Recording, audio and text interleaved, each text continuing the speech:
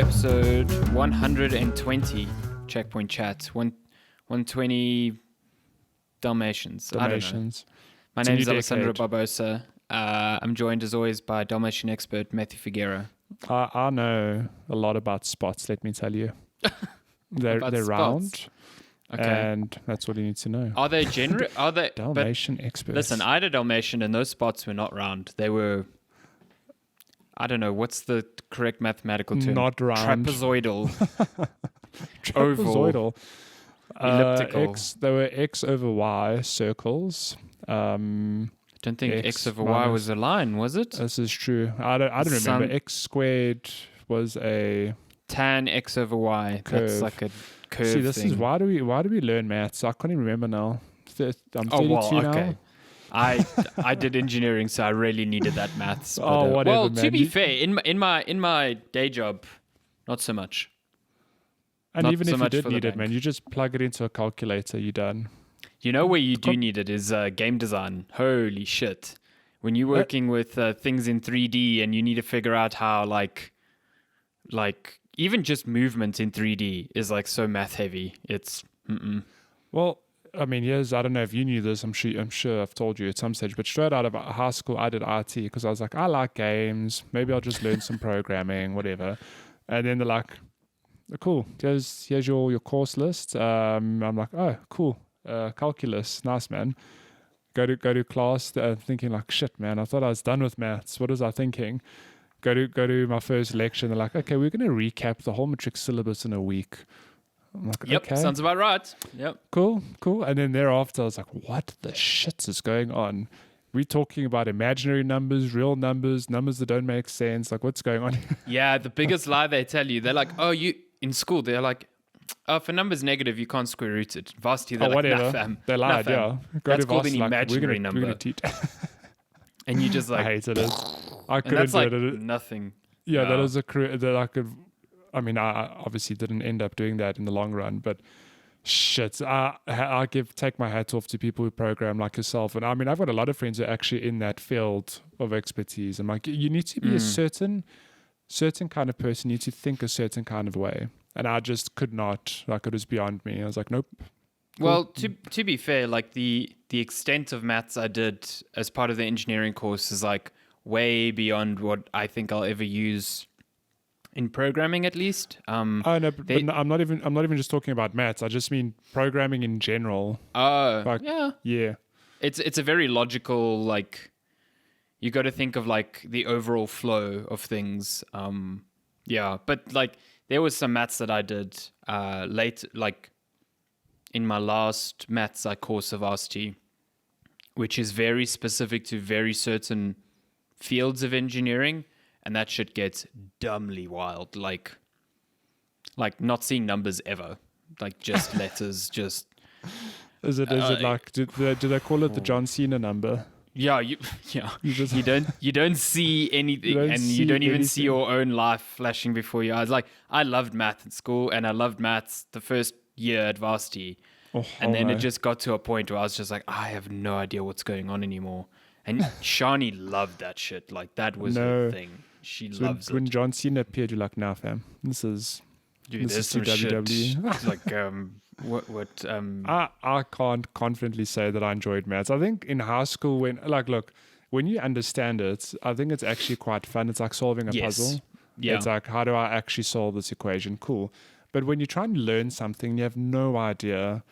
Just getting over that threshold, that's something I was just like, I could not do it. It was not for me. I actually finally understood, like, when I was in school, because I was like really good at maths, I never understood the sort of like I understood how people struggled with it, because I struggled with other subjects. But I never understood the stress of like walking into a maths exam, because I was always like, well, I was stressed because I was like, oh, I want to do really well. But that's a different type of stress to, I don't want to fail.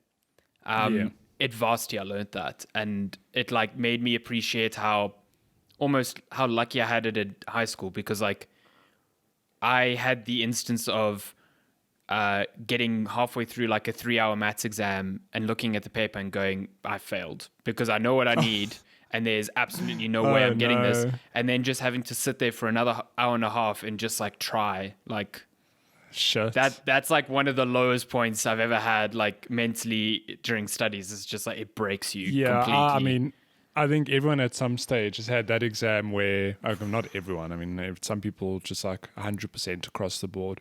Yeah. But there have been many exams in my life. I'm like, well, let me just go through this paper. Okay, I can get 1 mark there, 3 marks there. Oh God, yeah. Yeah, I could if I get everything right, I'll get like 60%, maybe 70%. But oh my God.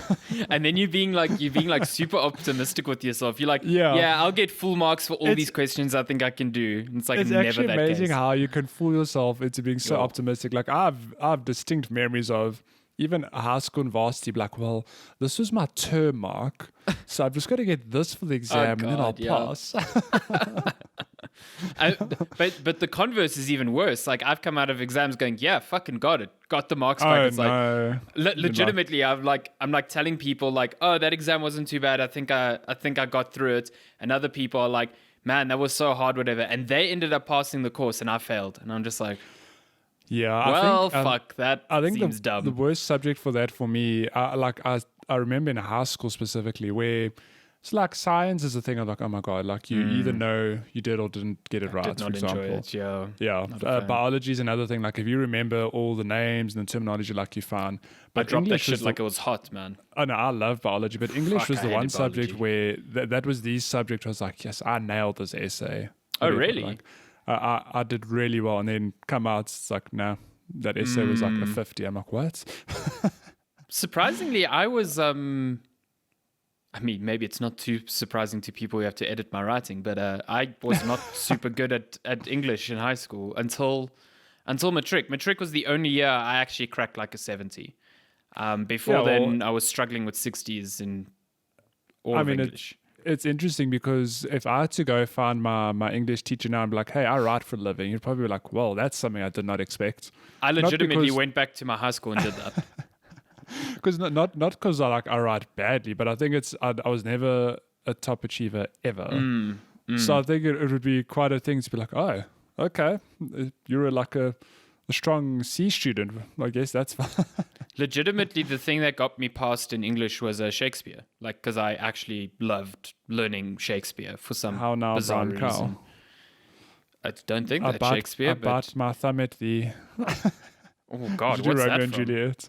Romeo and Juliet. No, we didn't. No, we Never. did. We did in grade 9, yeah. So that was, I always thought that was so funny. That was like the explanation. So I did that in varsity, not in high school. Oh. The explanation my lecturer gave me is like it was a modern equivalent, the equivalent of a zap sign back then.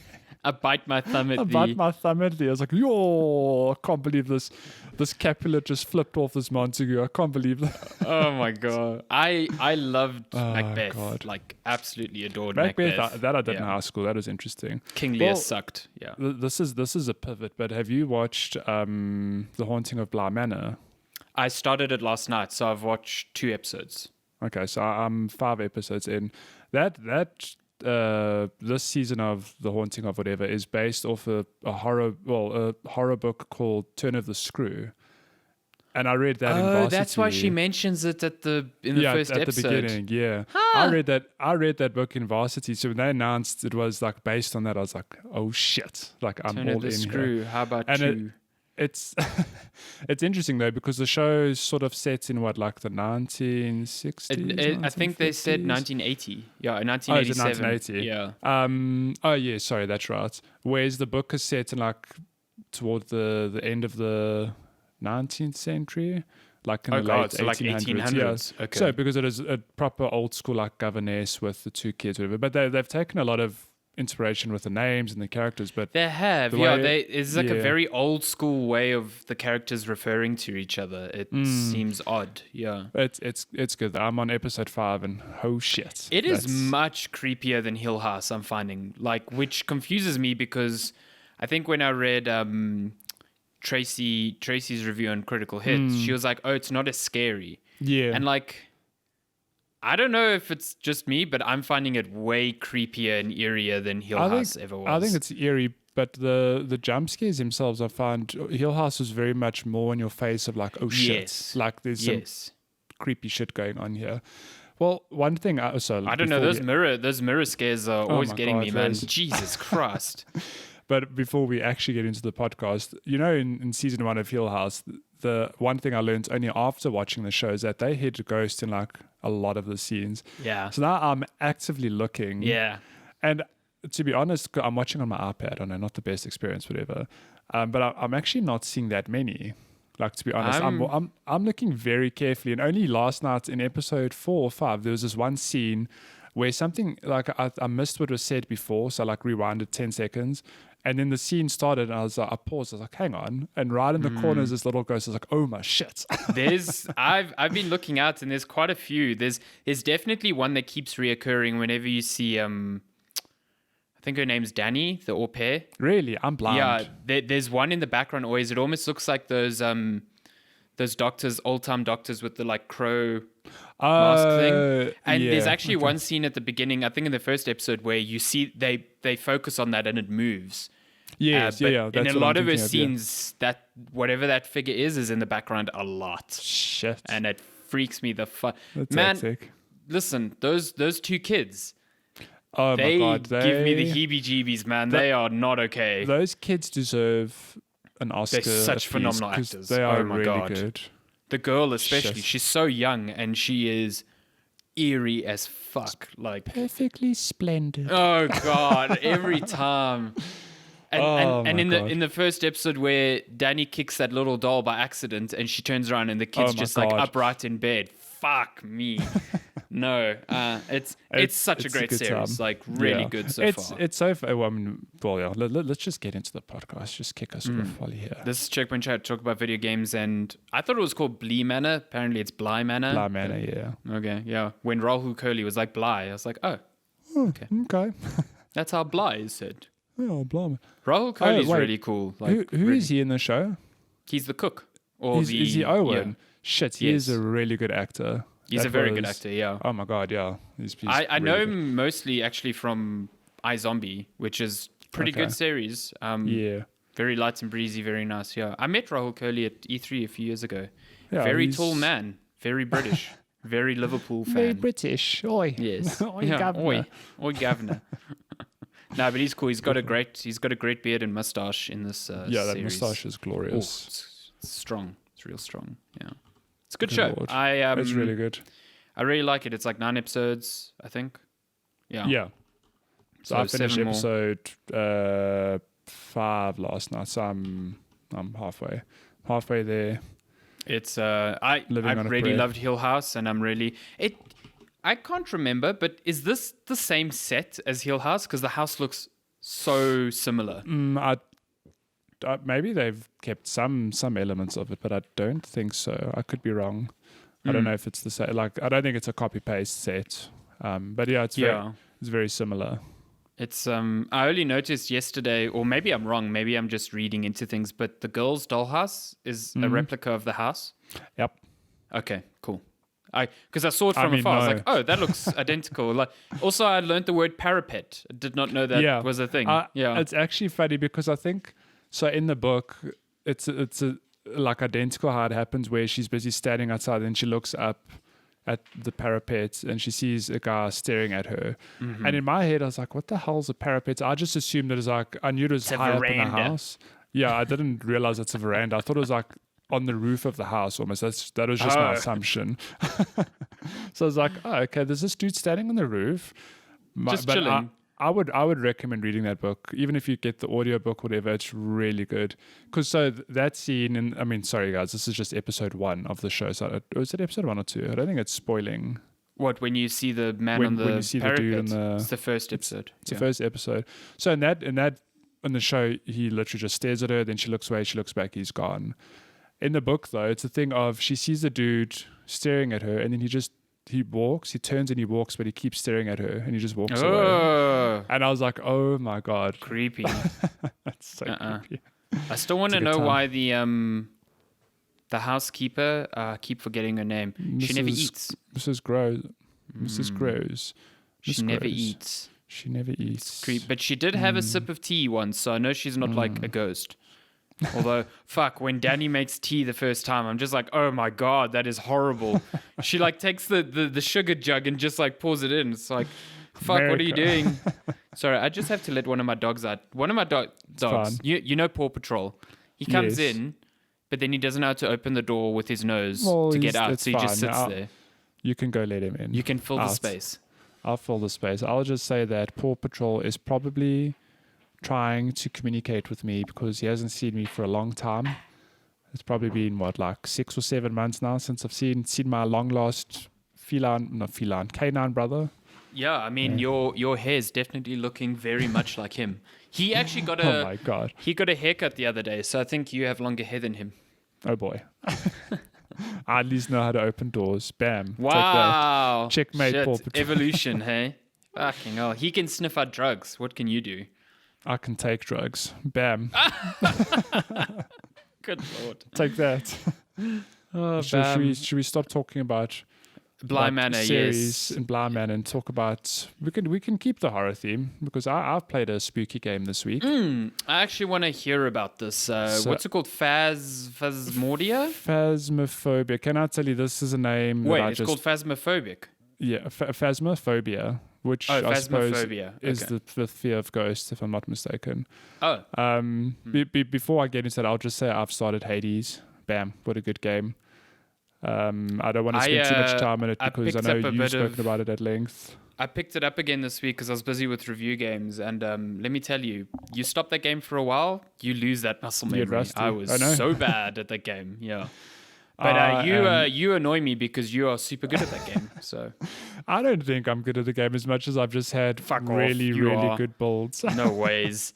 Getting to the end boss on your 7th run is ridiculous. Like, I mean, you see, now there's all this pressure on me. Like, well, you're going to probably finish it on your 8th run. No. most people beat Meg, who's the first boss, on like their 4th run. You're like, nah. I beat Theseus and the Minotaur on my 4th run. It's like, didn't even get to the No, it was Bone my Hydra 5th by run. then. Like, what the fuck?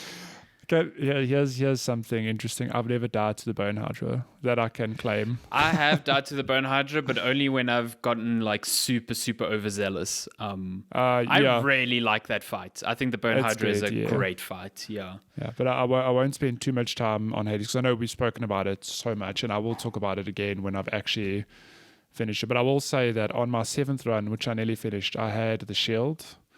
I had a great Captain America build going. I was just throwing that shield and it was just doing so much work.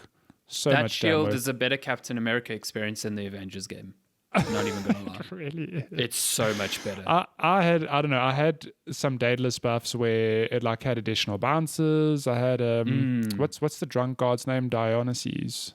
Dionysus. Dionysus, whatever. I had one of his abilities where like you do you technically poison enemies, whatever, does damage over time. Hangover. And I could literally just enter a room, just stand back, throw my shield, and it would just empty the whole room. It was great. It's such a great feeling when you get strong because you the first area, what's it called? Tartarus. Tartarus, yeah, because it's Tartarus, then a fossil, then Elysium, yeah.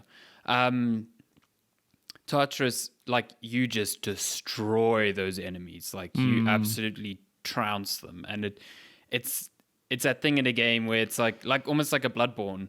It's like, man, that first area is hard, and then you go back to it later on to farm Like, some blood this is vials or piss something. easy. You're just rolling over these people like they're nothing. It's got that same feel. It's I real was good. mad though because in my 7th run, I was still coming to like trying to figure out how to use the shield. It was my first run with it, and I died twice before I even got. I died once before I even got to the first boss, and then I died once on the first boss. So I ran out of all my Death revives. defiances, yeah. I was like, if I had that, because I entered that final boss fight with like 100 health, even less. So I was playing very, very conservatively, like trying to chip away at the health and just taking damage here and there. Got him to second phase, and then I had like 11 health. I was like, this isn't going to work out, whatever. I still managed to get him down maybe a third of his health. I was like, shit, if I had a revive, I think I could have done this. But that's... I think part of the reason why I struggled initially was I didn't focus on the Death Defiance upgrades, so I was running with one for a very long time. I've only just I suppose my last 1 or 2 runs, I got the charm or whatever from the old Skelly. Who gives you got the lucky other tooth, charge. yeah. Yeah. Man, Which game's is useful. good. We'll Yeah, talk about it more. Oh, game's real good. I really like the character in Elysium that gives back all your death defiances. Very useful character. Is that the exclamation mark room, right? Yes. Okay, so I haven't been to the one in Elysium yet. Oh, okay. You've met the one in the fossil, pity. right? Yeah. She's I great. like the one in. Love her. Yeah, she gives you some good buffs, but which is very sad because I actually did see the exclamation mark room in Elysium on that run, and I chose to not go to it because I wasn't sure what it did, and I needed whatever the other one was. Yeah, and I was like, if I'd got my death charges back, that would have been great. Do you know all those characters are also? So I found out that you need to give nectars to characters to so you give your first nectar to a character and they give you a something. Yeah. And then I was like, oh, okay, then you just need to carry on talking to them. I was wrong. The little hearts on the codex refer to how many nectars you give them. And when you max that out, they give you something else at the end. Oh, okay. So it does. You should like focus on giving off. Yes, and there are some characters that will give you something very special. I'm not going to say what because I found out about it before I should have. Like I read up about it, and I don't want to spoil it. But don't be like me and not give any nectars to anyone. Like those like 6 little locked icons that on your accessory screen. You know where you choose like the lucky tooth or whatever. Those are like the end ones that you get from certain characters. Okay. And they seem fucking cool. I haven't unlocked one of them yet, but I read up on 1 or 2 of them, and I'm like, I want them. Yeah. There's also like actual quests. There's certain like storylines for some of the characters that connect to each other, and depending on how far you've progressed, your conversations with them and how many nectars you've gifted them, you actually progress a certain like side companion quest. Okay. You know? Yeah. So there's still lots of story to unlock, put it that way. Yeah, I suppose that's when you get the choice of some boots that are duo, because it's like a combination of 2 gods basically. Have you given a nectar to Hades yet? Don't know if I have, to be honest. Should do that. Don't know. I should do that. Should do it multiple times. Quite fun. The game's good. Who's your favorite like side character so far?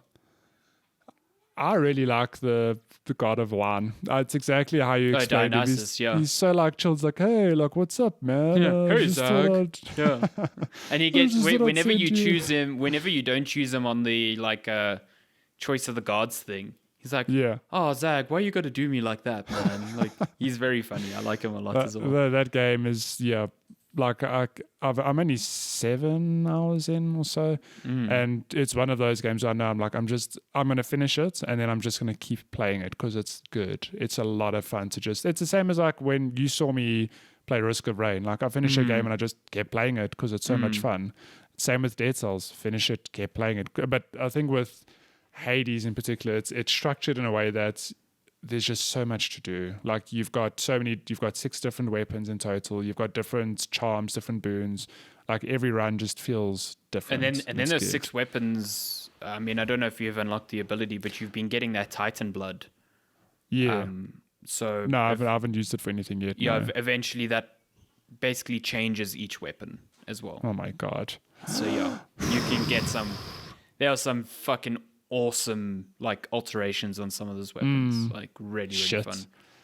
I still can't believe that I finished the game with the weapon I think is least suited to that gameplay. Like what weapon is that? The gun, the rail. Oh, okay, no, I don't have that yet. No, I just that weapon. As soon as I unlocked it, I was like, oh, this seems like a waste. And the only reason I picked it was because of on each run, some weapon is selected for like additional darkness or whatever. Yeah. So I was like, fuck it, whatever. I'll just choose that one. And then I cleared the game. That was me with the shield. So I actually had known, like, I've just heard from a lot of people, like, no, the shield's not great. Like, oh, what? I love the shield. No, but maybe just it's not their playstyle. Like, they don't like the shield. So actually, Craig, one of our friends, was watching the stream, and he's played the game. He's like, "No, take the shield next round, whatever." And I was like, "Okay, whatever." And I started, and then I just, that shield is so strong. So good. Did not expect to get to the end of the game with it. So it's mad. That shield is so good. I think like a lot of people love the bow and arrow. I'm not like, I don't mind the bow and arrow, but I don't have the same love for it that it seems like Twitter has for that bow and arrow. I really like the bow and arrow. Yeah, and I'll tell you, it's the same thing it is a similar thing of what I had with the shield, where I just buffed my special so much, and you just fill a room. So like, imagine you fill a room with those arrows, and you have like Ares' one ability Doom, and if you add that to every Doom enemy, to all of them. Oh yeah, then they like pop. So yeah, it depends on the builds. I think every weapon's got something. I must change back to the basic facet, because I've unlocked a new variation on the bow where when I hit a enemy with a normal arrow, it marks them, and then when I fire off special, all the special arrows seek that marked enemy. Oh shit, that's cool. So you can stack so you don't get the widespread of like Doom like you have there. But if you buff the crit chance on each of your special arrows, you will like instantly crit every enemy. Yeah. Good lord. Cool. This quick touch on Hades turned into a 10-minute chat. I'm sorry. Hades is good. Hades is so good. Yeah. It's so good. I just want to play it more. But you were talking about I was talking about Phasmophobia. I have to look up his name every time. So I've just seen this game being spoken about a lot. Like, so it's interesting. This year's been full of these little surprise hits that sort of like become the zeitgeist of like, this is what everyone's playing. So obviously Fall Guys, I think, was one of the first big ones this year, where it just came left field and everyone loved it. And then there was Among Us, which is still very popular. A lot of people still playing the hell out of Among Us. I think it's still top of Twitch or something. Yeah. Yeah, and I've actually been amazed. Like, there are so many people playing where I would never have expected it. So, like, I've got friends who are big Call of Duty fans. They message a group like, "Hey, when are you playing Among Us?" I'm like, what? Oh, cool. Okay. Okay. But Phasmophobia, I think, is just a game that it's not quite on the same level as Among Us in terms of raw numbers and players, but it's a horror game, which maybe like chases off some people. Like, I suppose traditionally I wouldn't have played it, but like most games I play, my friends played it, they recommended it, so I was like, okay, cool, it's October, it's the month of horror, like, why not, let's do a stream of Phasmophobia. And so it's a 4-player co-op horror game where the premise is you're ghost hunters. So think of any reality show or any ghost hunter trope you've seen, it's the game. You get given cases, like, you know, there's a ghost in this house, whatever, dumb example. And you need to go to the house and get evidence of the ghost being there. And the ultimate goal is to get a photo of the ghosts. And what happens is, if you fulfill these objectives, you get money, you get paid, and you use that money to buy better equipment to hunt ghosts. So that's the basic loop. But it's funny because, like, my experience with horror games, the moment you add anyone else to the game, it's no longer a horror game. Like, for the most part, if you're playing, like Resident Evil 5, I suppose is a good example, because I think if you're playing that alone, it's not necessarily scary, but it's a lot more tense because it's just you. Whereas if you're playing it co-op, like, to me, the horror element was gone because you're just with a friend. Yeah, you know, it's 100%, almost like it just drops. This game is not that. This game is scary. Like, it is terrifying. All 4 of us playing were like terrified the whole time because of what's happening. So if you enter a house, your first objective is to obviously try to find signs of the ghost. So you'll explore this house, or like whatever structure you're in. So like I've done a house, I've done a farmhouse, I've done an asylum, I've done a school. Like, there's quite a variation on the sort of levels you have, and they're all randomly generated. I think that it's just like, this is the building, and then the game will randomly assign a ghost to that building. Like, one of 10, let's say. Like, you get a demon, you get an Oni, you get a ghoul, you get a banshee, and they're obviously all, I haven't quite figured out what each one does, what like specific traits are, but they all do something different, and they're all different to try track down. So like, the way every game starts out is you'll enter the house and you'll just explore the house and look for signs of this ghost. Now, and there are several ways to do this. So from the equipment you can take with you, You get, for example, an EMF meter, which just has 5 readings. So 1 means there's nothing, 5 means there's a ghost like next to you. This ghost is about to eat you, yeah. Yeah, so you walk around the house trying to see if you can get it to pick up to 2 or 3, and you try to pinpoint where this ghost is, whatever. Okay. You can take a book with you, for example, and you can put it on the floor, leave the room, and come back. The ghost might have written something. It's just like, it's just And little the ghost, things like the ghost that. is AI. It's not another player. It's AR. It's Okay. all AR. But one of my favorite things, this game has voice recognition. Like very, very light, I suppose. There's a ghost box you can walk around with. It acts a bit like a walkie-talkie, and you can talk to the ghost. So you can say, the ghost has a name. Every case, when you start, you get given a ghost name, like what they've done and, what you're trying to do. So like a ghost name, for example, could be Betty White, whatever. No, not Betty White. That's the Isn't actress. that an actress? Yeah. Like Betty Jones, for example. You can walk around the house with this ghost box, and you have to ask questions. You can say, Betty Jones, can you hear me? Oh, Betty fucking Jones, hell give no. me a sign. And depending on what you ask, the ghost will do something. So if you say, Betty Jones, can you hear me? And if the ghost is near, they might respond to you in your ghost box, like a walkie-talkie. They might say a word or a phrase or something. Nah, I'm already out. Or you can that's say too like, much. Betty Jones, give me a sign, and the light might turn off. Okay. So then like, oh God, there's something in this room, or there's something happening over here. So then it might be a thing of, okay, well, we know the ghost is sort of in this area. Maybe let's put the book down. Let's leave the room and then come back and see, oh shit, there's writing in the book. Okay, the ghost is written in the book. So how you figure out what the ghost is that you open up your journal, and there's 3 empty spots where you can put in evidence.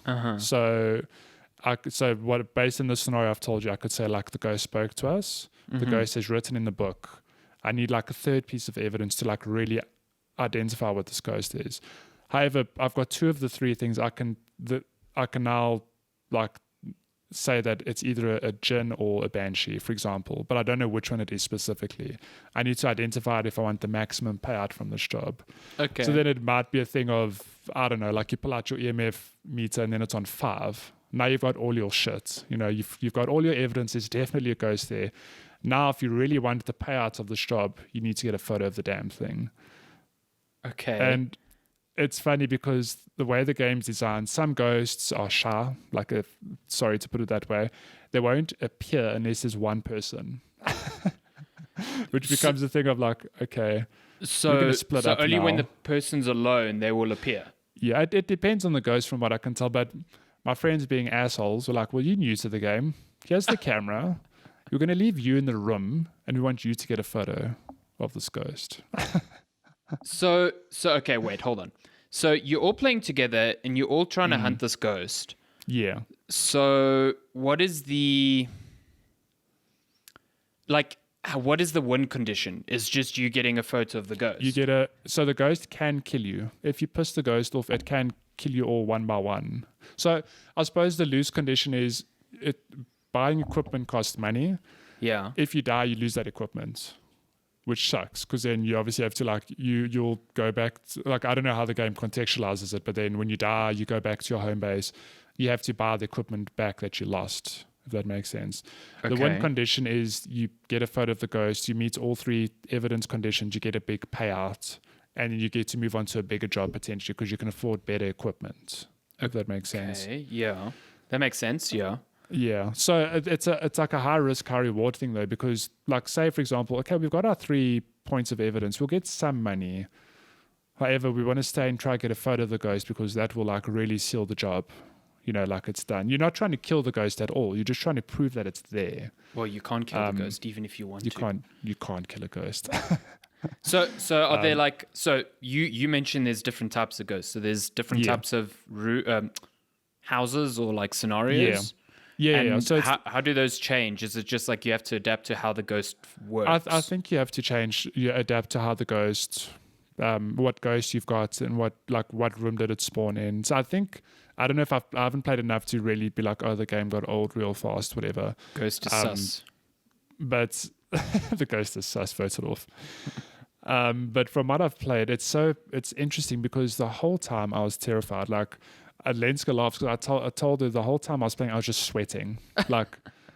just because it's stressful. You're walking around, and the worst is when you split up, because some ghosts, you want them to appear because you obviously want to get the money, but it's not going to appear if you're all holding hands, like all four of you. So you have to split up to try and get some stuff, you know? Yeah. So like a good example is I did send you a clip on Friday. I don't know if you watched it, but basically my friends were like, "Hey, we know for a fact the ghost is in this room. Like we know it's there. We need you to sit in here and take a photo of it." And it was funny because so one of the pieces of equipment you get is a sensor. But being new to the game, I wasn't sure. So I'm busy sitting in the corner, like shitting myself. And then I see the red light go green. I'm like, hang on, guys.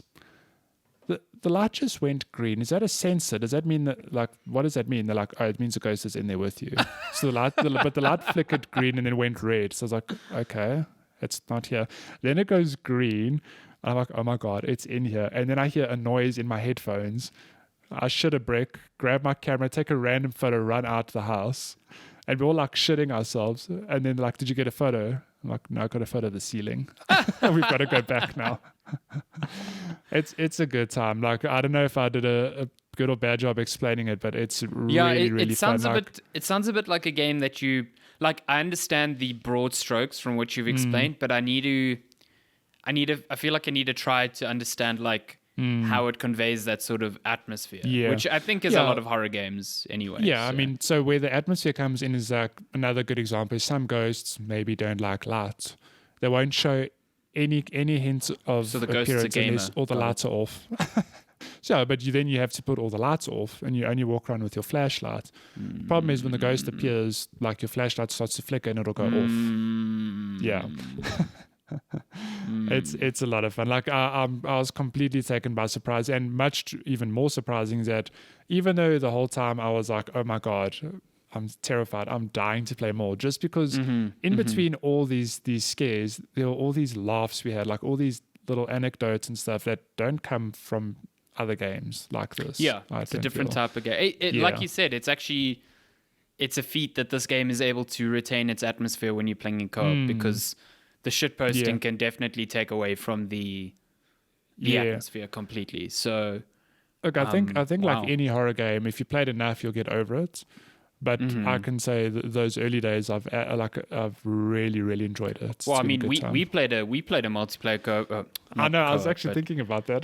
that really old. What was it called? Hide and Scream or something like that. I can't remember. Man, that got old super fast. Yeah. Like it was novel for a while, and then it was like, okay, I understand this game, and it's dumb. Goddamn.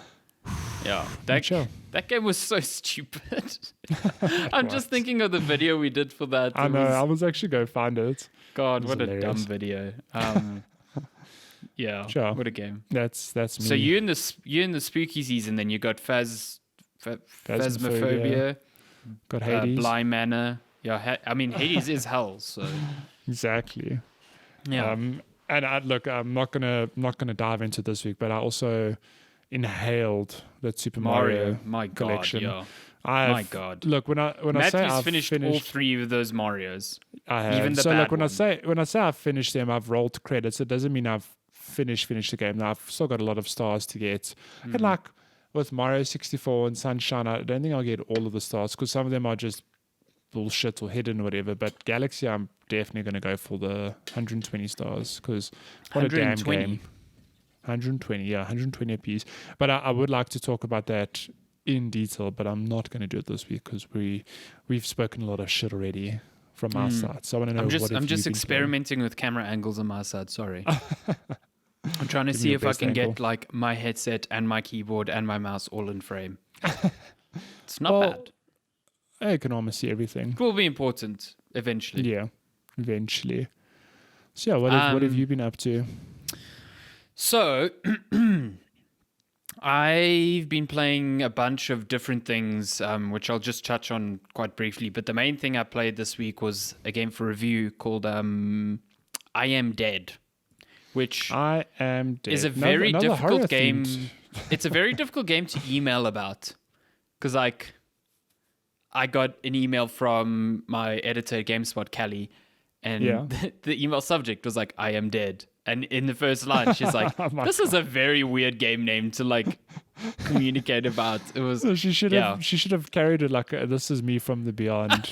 And then JK. like when I sent my draft, it's like I am dead draft. And it's like this is so weird. But I am dead is it's a game from the developers of Hokum and there's another game that they did that's quite popular. Anyway, so basically it's on Switch. I played it on Switch. It's on PC as well. It's published by Annapurna, who do a lot of weird experimental arty games like Florence, stuff like that. And essentially the game is a sort of treasure hunt narrative game. So like the name suggests, you play as a character who's dead. Like What? the game starts with him like finding a memorial, like a plaque on a bench that is like this bench is dedicated to whatever. But it plays around the theme of death in a very it's somber and it's like touching, but it's also like fun. So your main character right at the beginning finds a keepsake that belongs to his dog that also died, Sparky. And then you realize that the dog in the afterlife can communicate with you, like speak English and stuff like that. And you learn that the island you're on, it's like this fantastical island that's either close to New Zealand or England. I couldn't really tell. And the island's got a volcano on it that's like basically close to erupting. And you find out that there's a spirit that's been there for thousands of years who's been like a custodian of the island and has basically kept the volcano dormant.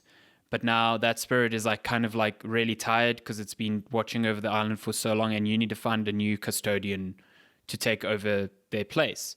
So you go through like these set scenarios where you are finding like keepsakes and memories of past inhabitants of the island.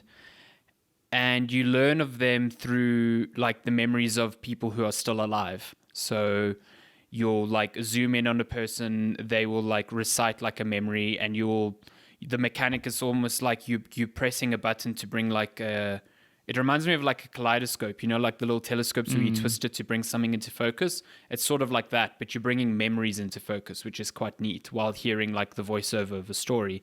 And you're getting these little like vignettes of this character that's now died that is specific to that stage, and just learning about them. So like the first stage was I was learning about an old man who came back from the war, like Second World War, it sounds like it. And then he must have suffered some like stress or post-traumatic stress from the war, and he ended up opening like a yoga studio in an abandoned lighthouse, and dedicated his life to like tranquility and peacefulness and like growing plants and stuff like that, like creating rather than destroying. On the other instance, you interrogate the memories of a girl who lost her mother like at a young age, and like her complicated relationship with her father, who was trying to both like be there for her during her grief but also like give her structure in her life, and she was like resisting both. So stuff like that, like very personal, very somber stories, but they're also presented in a way that isn't like hitting you over the head with like depressing through lines. It's kind of a celebration of, put it this way, the game frames death as like death is inescapable, but you leave so many positive memories behind, and it's like you exploring the memories of people who have died in a positive light. Like these people remember you for this. Like there was one area where it was a young, well, I don't know how young he was, but it was a man who died, and his basic story was about like the blossoming romance between him and this other girl on the island, and how, they were like so in love, and they ended up having to spend a lot of time apart, and realizing that time apart like brought them back together type of thing. And that's like peppered with like this other memory you hear about him where he like won a cricket match on an island, and he was like so good, and he thought the bat that he had bought was like a lucky bat, and it's just like fun. That's like really fun little stories. I think it's fairly neat. I think it's very one note because, like I said, it's a treasure hunt. So each stage, you are looking for keepsakes that relate to the character in question, and the way you do that is like as a ghost or as a spirit, you can like focus in on an object, and then you press a button and you zoom in to that object, and it's almost like in a game where you clip like a camera, like you move the camera and suddenly the camera's like inside the model of your character. It's like that, but that's a mechanic. So for example, if I focus in on a hole in the ground and zoom into it, I go through the different layers of the ground and I can maybe find something hidden underneath the ground. Or that's quite cool. Or if I focus in on a toolbox, when I zoom in on it, then I zoom in on the interior of the toolbox and find something in there. It's like you're peeling back the layers of the objects that you're investigating. Yeah. And you have to find certain objects that relate to the character in question. And none of it's difficult. Like, you know exactly what you're looking for. It's generally in the same area where you first learned about it. So it's pretty easy to find. And that's the only like real downside, I feel, is like by the time the game's short, like 4 hours or so. But even about halfway through, I was like, oh, I'm kind of I'm enjoying the stories, but I'm kind of bored of hunting for these keepsakes. It's like very slow and monotonous. So, but otherwise it's fun. I think it's, it's definitely a sort of Annapurna game. Definitely very narrative heavy, got some really good themes. And I like that game's especially this year with Spiritfarer and now this, like exploring death in different lights, very touching and profound ways, and not just about, I think in a very different way to how games usually approach them. So yeah, I think it's cool. It's on PC and Switch at the moment. It's the sort of game you can like make a cup of tea with and just like kind of consume over a Sunday afternoon or something, and I think you'll come away from it quite happy. I think it was pretty cool game. Nice. Nice. Other than that, I've been checking in and out of Crash Bandicoot 4. Game's real good. Game is real hard. I believe so. I can't wait. Yeah, game is challenging. Like they really. I mean, it's not challenging to the point where it's like it doesn't feel like a Crash game, because I mean, Crash Bandicoot games, I played them as a kid and they were like fine. But there's definitely an air of, oh, you played Crash as a kid, cool. Let's see how good you really are. There's some devious shit there, and that comes from the different masks that you get now that change like the rules of the world. So like, one will slow down time, one will reverse gravity, one will phase objects in and out of the world. I can't remember what the fifth one does, the fourth one does. It does stuff. But yeah, they build some really, really devious and challenging platforming things that, if you're looking to get all the gems in a level or complete something, it's going to test you. And I really like it so far. I think it's gorgeous, like a really beautiful game, really good music. I'm just having a great time with it. It's like all I ever wanted from a Crash Bandicoot sequel. Is that on PlayStation? Yeah, I'm playing it on PlayStation. Interesting. This means I can play it on PlayStation. Hell yeah. I think that's it. Oh, I tried for about an hour, so I can't really talk much about it, but Genshin Impact. Oh yeah? Shit. Well, I think I like that game. Yeah, I think that is a game that has surprised a shit ton of people because it's for those of you who don't know, it's a free to play. Is it a gacha game? Yeah, RPG gacha game. Yeah, which is basically one of those games where, what is it, like loot mechanics? Yes. Like how would you explain it? So gacha is like, gacha can really be summarized as like loot crates or microtransactions. But in China, with their laws, they have to expose the odds of all the transactions. So up front, like what percentage of a chance you have to get X certain thing, whatever. Yeah. But it's tied into the game where your characters are in these loot boxes. So think about Persona. It's not the same type of gameplay, but think about Persona where you could only get new party members by getting them in a loot crate, and the rarity of what you pull from that loot crate determines how good they are. So you can go from like 1 to 5 star. So there's some instances I've seen. I haven't gotten to that point, but I've seen there's instances where it completely breaks the like how the story works, because you can have a party with 3 identical characters in them, because essentially they're just like interchangeable. So that's kind of like nonsense, but whatever. But man, the game is firstly just beautiful, like absolutely gorgeous. It looks a lot like Breath of the Wild. Oh yeah, it's like a copy paste of that style. Yeah, no question where they pulled inspiration from. But like, hey, I mean, listen, we both played Breath of the Wild and we both loved it, and like the whole idea is like more games should be an open world like this. So Genshin Impact definitely was like, okay, cool, yeah, let's do that. Yeah. There's definitely an air of you can approach situations the way you want. The combat is a bit more RPG-like, so it's more like freezing attacks, fire attacks, but it is action-based. So it is, you're swapping between characters in combat quite frequently, and they each have their own set of abilities and stuff like that. So, like I said, I've only played about an hour, so I haven't really dived into the gacha aspect of it. But I can definitely see myself playing this a lot. Where are you playing it? So I got it on PS4 first, and even on the Pro, it's a bit like the frame rate's not great. So I was like, not a fan of this. So I got it on PC, which is super weird because I was like, this just shows you how PC is. I went to Steam and I typed in Genshin Impact and it's like nothing. I was like, wait, what? So I went to Epic and I typed it there. And it's like not there. So then I went to its website and it's like a direct download from their website. Oh, my word. I was like, oh, well, okay. Well, what's that's interesting about this game is that it is available on mobile as well. Yes. And it's got cross progression with PC, not for PS4. Oh, not with PC. But I mean, that means you could just climb into bed, play a bit on your phone, pick it up. And apparently really a Switch version is coming later this year. Yes, yeah. I'm like, I'd want to play it, but again, it's the kind of game I'd like to play on the go, because I think it could take a lot of your time, and I'm just very bad at committing to games like that on PC or PS4 just because I'm spoiled with Switch. Same. I mean, I'm kind of hoping that the cross progression works on Switch.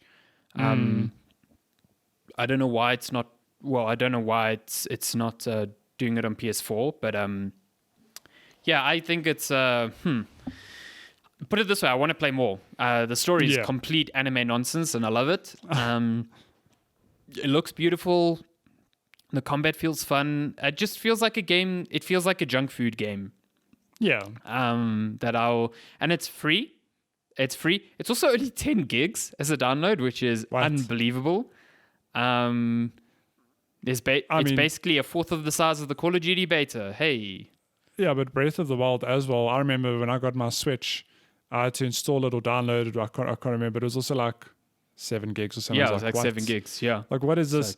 This is a baby game. Like, there's not going to be a lot of content in this game. Oh boy, that world is empty. Like, I acknowledge it's not like full of lots of intricate characters and details, but good lord, that world is big, and it's big and it's beautiful, and I can't wait. So yeah, Genshin Impact. I mean, I had to try it. Everyone was talking about it. So everyone's talking about it. I want to play more of it. But yeah, I definitely think it's a game you'll kind of dig as well. There's too many games, man. Yeah, too many. So many games. Speaking of so many games, should we get to game releases? Yes. Game releases. What games are out this week? I say game releases and Siri on my watch is like, sup? Hello? Oh, wait, Siri. We're looking at game releases from the 10th of October. Can you believe it? To the 16th of October. So let's see. October, 10th of October to 16th. Oh my goodness. There's quite a bit. Okay. We've got on October 13th, we've got Second Extinction coming to Steam Early Access. That's that like dinosaur Left 4 Dead thing. Okay. Yeah. So is that what they showed at the Xbox? Yes, okay. that one. So yeah, it just says PC fun. here. I don't know if it's coming to Early Access on Xbox as well. I assume it is, but yeah, can't really say for Do you? sure. Then we've got Remothered Broken Porcelain. Okay. Take that as you will. Don't know. PC, PS4, Xbox One, Switch, October 13th. Also on October 13th, something that is leaving early access a lot earlier than I thought it would. Torchlight 3. So that's out on PC, PS4, and Xbox One already. I have not heard good things about Torchlight 3. I've heard it's very boring. Really? Yeah. Oh, that's not good. I Yeah. like Torchlight 2. I love Torchlight 2. Yeah, I don't know. Then we've got Partisans 1941. PC October 14th. That sounds like a political game. Political Partisans.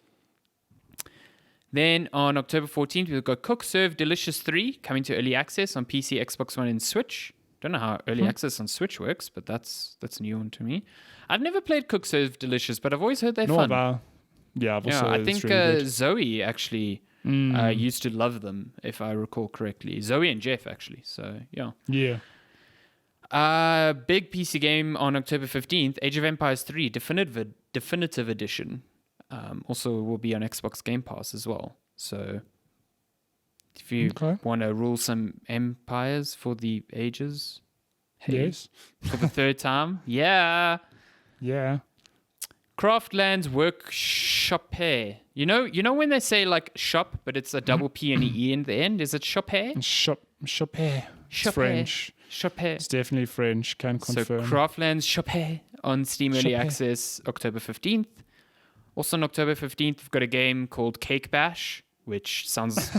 I have to look it up because I like cake and I like bashes. That's a game we got to play. Cake Bash, 4-player party game. Fight to become the tastiest... Oh, crap. And then it tape it off there. Wait, hold on.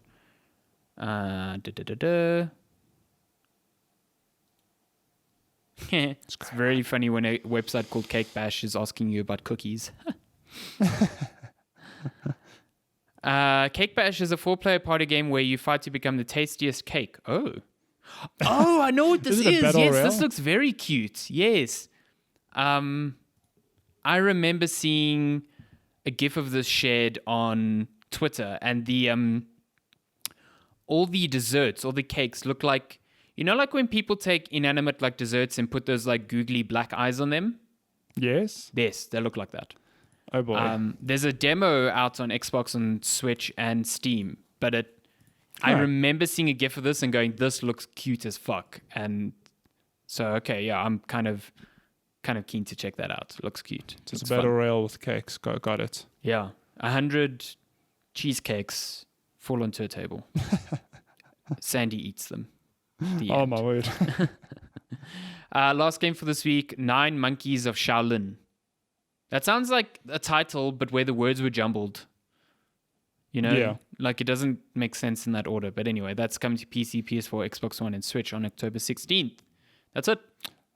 For this week. Yeah. Lots of cool stuff coming closer to the end of the month. So I actually didn't know Watch Dogs was this month.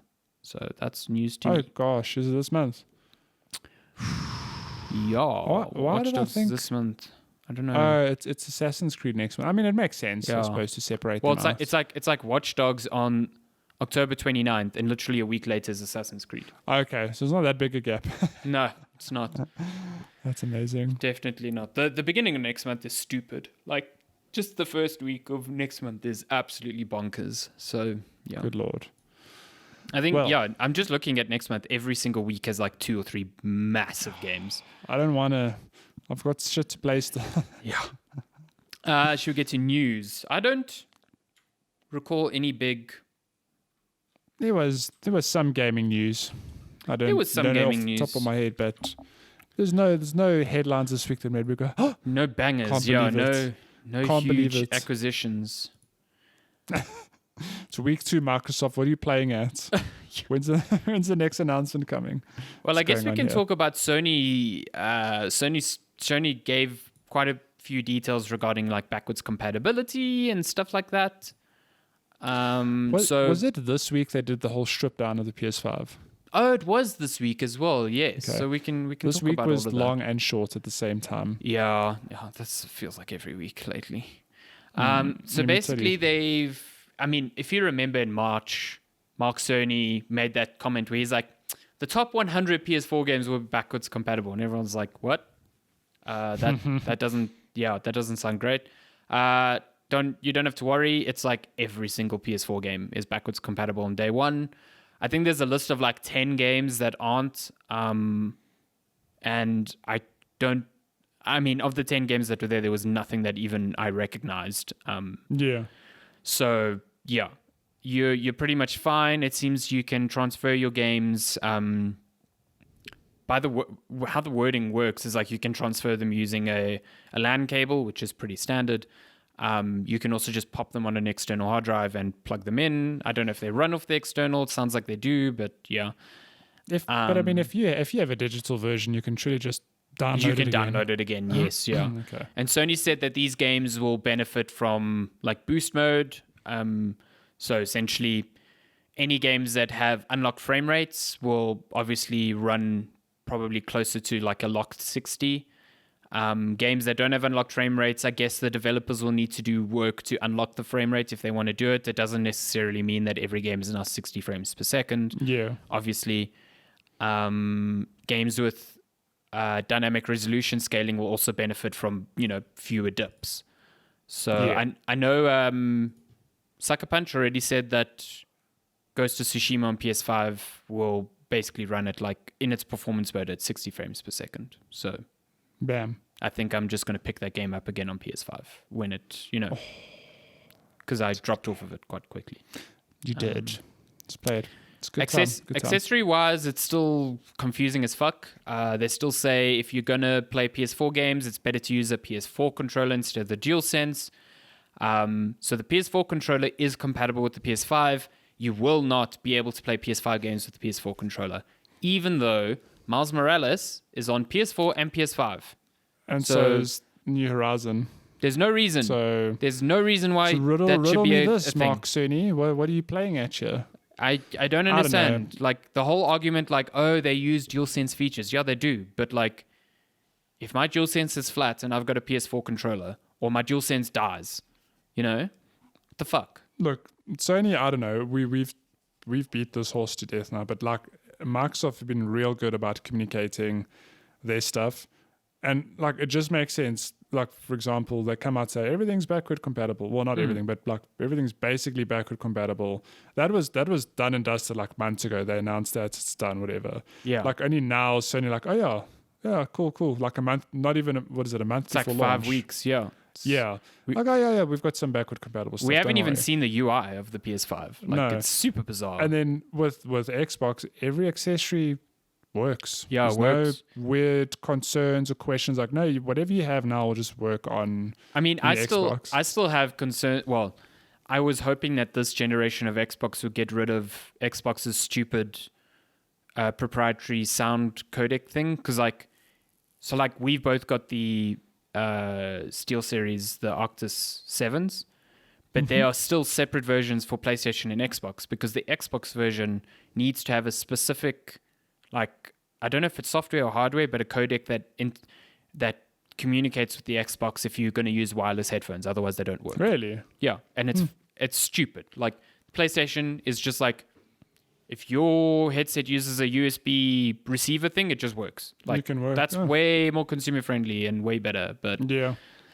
Backwards compatibility wise, your PlayStation headsets will still work, and it seems that any headsets will benefit from that 3D Tempest audio thing. So that's cool. Pretty cool. You don't need to buy the brand new 3D Pulse headset, although having never owned a Pulse headset, I'm very tempted to grab one of those because they look very nice. I have the PS3 Pulse headset, and let me tell you, that thing is fantastic. That PS3 Pulse will still work on the PS5, which is pretty cool. Yeah, pretty cool. Cross saves will also work. So Sony clarified here, they're like, PlayStation 5 supports cross saves, but it's up to developers to make sure it works, which makes sense. It's cool that they are like, it's not a limitation on our side, but it does seem like there is some work involved, because like, a lot of developers are supporting this feature on Xbox and on PlayStation are not. So maybe the work involved to getting that working is a bit weird. Yeah. I mean, even Insomniac is not supporting it for Spider-Man Remastered. So like, nah, fam, it's too much work. Yeah, It's not gonna do it. that to me that's bizarre because I thought all first parties would be like, yeah, okay, you have to support this, but yeah, so you can transfer saves again using LAN cable or Wi-Fi, or if you have PlayStation Plus, you can use clouds because that's still exclusive to PlayStation Plus, which is garbage. So Nice, man. the cloud is so, it annoys me. Like the cloud is so part of like how the internet works nowadays. Just make that shit free and put like a limit on, maybe sort of like how Apple and Google do it. It's like, yeah, you can get 1 gigabyte of drive, but if you want more, then you pay because obviously then it's space. But like, you still get that 1 gigabyte free. Nintendo are also a culprit here because, yes, definitely. like, a good example is I've been playing most of my Nintendo games on the Switch Lite. However, if I want to capture gameplay, I obviously need to play them on my OG Switch, and that meant having to sync to the cloud to get my save game. And my Nintendo Online's not expensive, but my subscription had lapsed about a month ago. I didn't need to renew it, but I was like, I need to get my cloud save over, so I'm just gonna subscribe. It's annoying. Yeah, I don't. To me, there should be a free tier to everyone, just because like that's how the cloud works nowadays. And I'm pretty sure that if you use your PlayStation or Nintendo Switch in the way that we do with so many games, we'd end up having to pay for that cloud, additional cloud. So like I pay for additional cloud storage on my iPhone, but it's 15 Rand a month. You know what I mean? So it's breaking the bank. I don't get why that's still tied to well, I do understand why it's tied to PS Plus. It's a money-making thing, but it's annoying and it should go away. Well, other than PlayStation stuff. Well, other than that, they tore down the console, so it seems like the plates on the side are really easy to remove, so that seems to indicate to me that they are going to make, customizable ones, sort of like... Actually, the Xbox 360 did this back in the day. They had customizable faceplates, which was quite neat. I've still got a Viva Pinata one. Very cute. That PlayStation, though, massive. That thing is huge. I knew it was big. We all knew that, but seeing it next to who is the dude tearing it down? Is it like an actual person? Not sure. Maybe he's a very small human being. That's what I'm asking you, because when that shot opens, it's just him standing next to it. I was like, oh my god. That thing's as big as his torso. It's huge. 4 times bigger than him. Yeah, that thing is colossal. It's huge. I bet it's huge, but when they broke it down, I'm like, okay, they've clearly understood they need a lot of cooling because that heat sink in there is huge. It's absolutely massive, that heat sink. So, like, if that means the console is quiet, I honestly don't give a shit. Like, I don't care that it's big. I just want a quiet console. Like, I had to turn off my PS4 before I started this recording because it would interfere with the recording. Like, it's absolute nonsense how loud that console is. I think that is probably one of their biggest criticisms they received on the PlayStation. So, it's a meme. So they had to do something about it. But yeah, really cool that you can remove the faceplates. I think that will open up a lot of, like you said, a lot of opportunities for customization. I do wonder what it means for their limited edition PlayStations, because at the end of the day, like the way PlayStation 4s work now, it's like built from the ground up. Here's a Destiny 2 console. It's white. It's got some Destiny iconography on it, whatever. Now, though, if I can just go buy those faceplates from a third-party supplier, why would I buy a custom limited edition PlayStation? Unless the middle bar is customized to some degree. Like, I don't know. I think that's what they'll do, because if I look at how Nintendo did it with the Switch, that's kind of how they've done it. They've like the Animal Crossing Joy-Cons are available separately. The Mario red ones were available separately, but there was iconography on the Switch itself and also on the dock. Yeah, that makes sense. That you couldn't get separately. So they get you there, Sons of bitches. But I would like it if like special edition of games came with like the faceplates. So it's like, that'd be really cool. You get a faceplate for whatever game and you can hot swap it out. So I think the new 3DS also had customizable faceplates, which was really cool. I think it's a really nice way to personalize your console. So again, Sony hasn't said that that's their move, but with the way both of them just popped off, I would be shocked if that wasn't where they were heading. Yeah.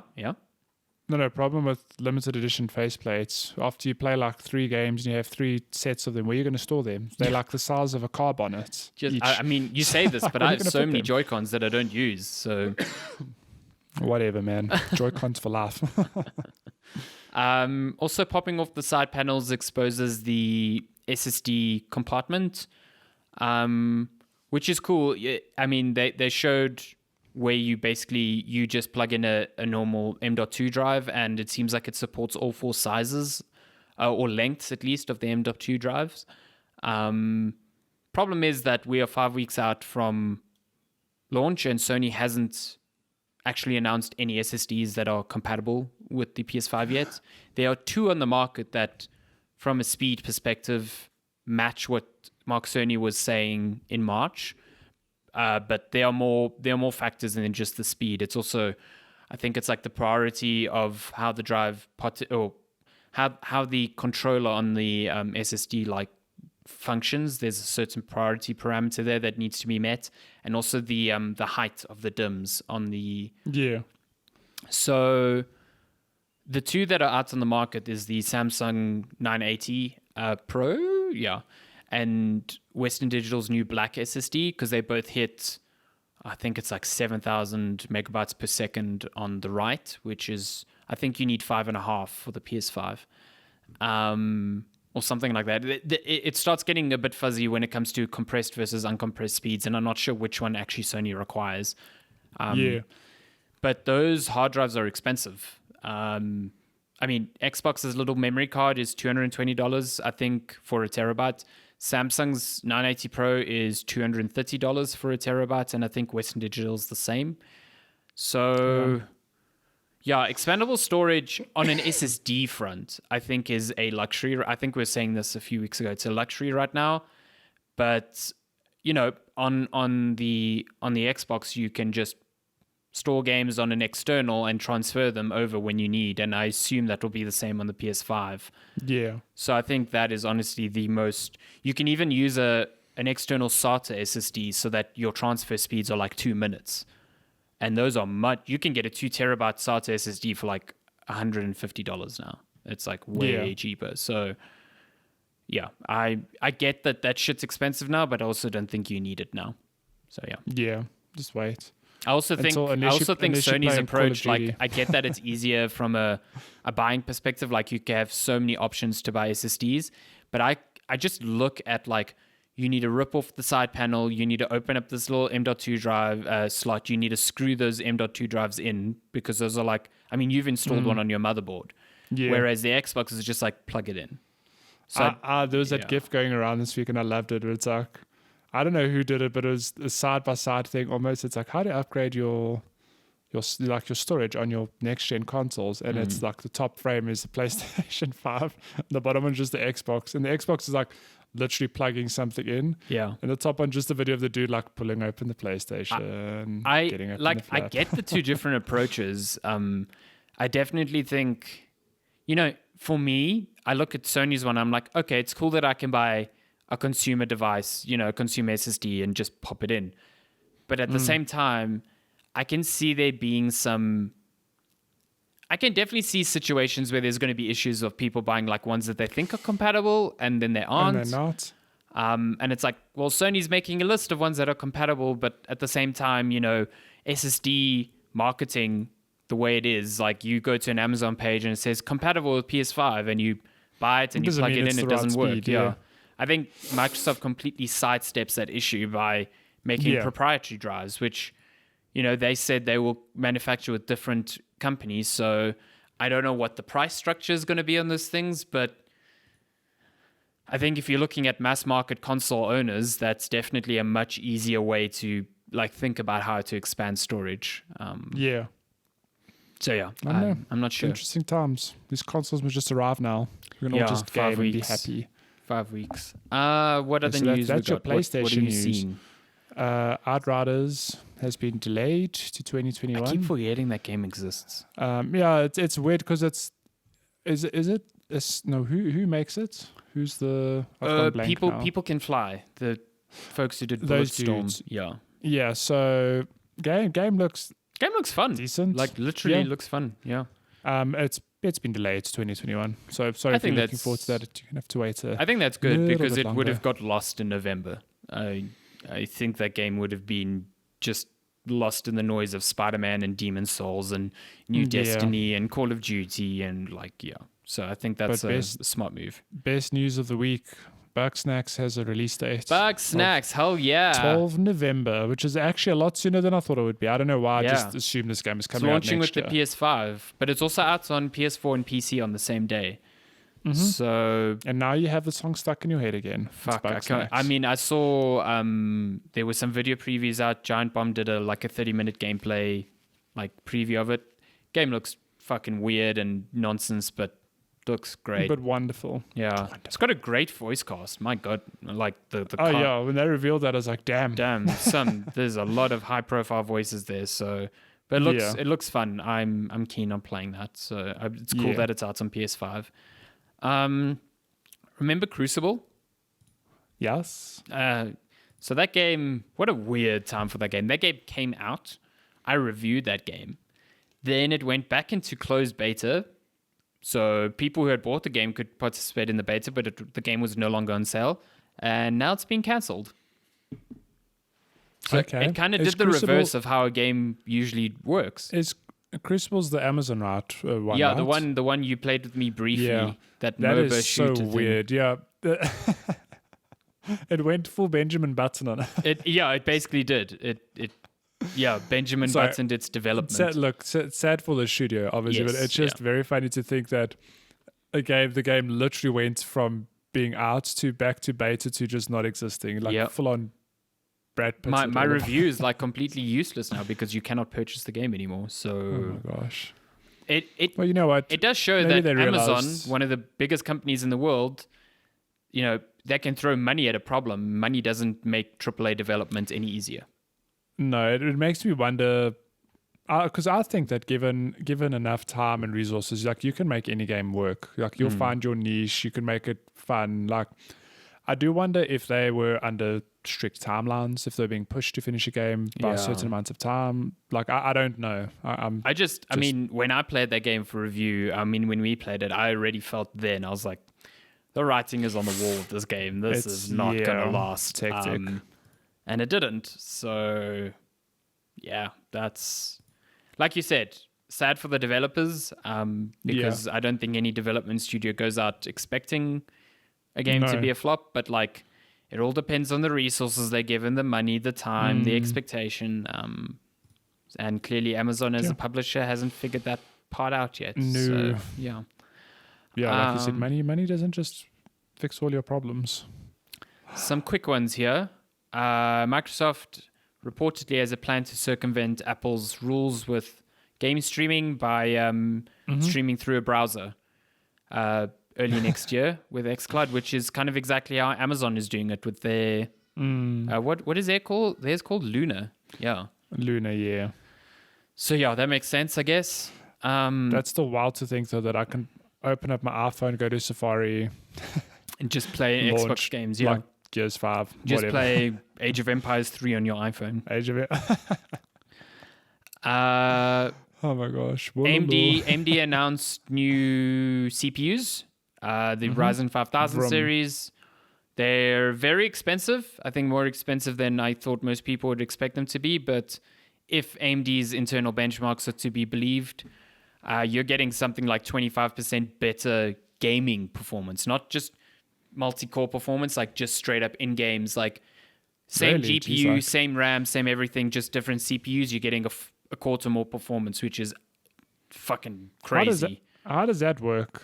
That doesn't make any sense to me. So- Is it just the CPU just adding to that number crunching? So the way I understand it is, so games nowadays are still very, very reliant on single core performance, which is why Intel for games is still the better choice.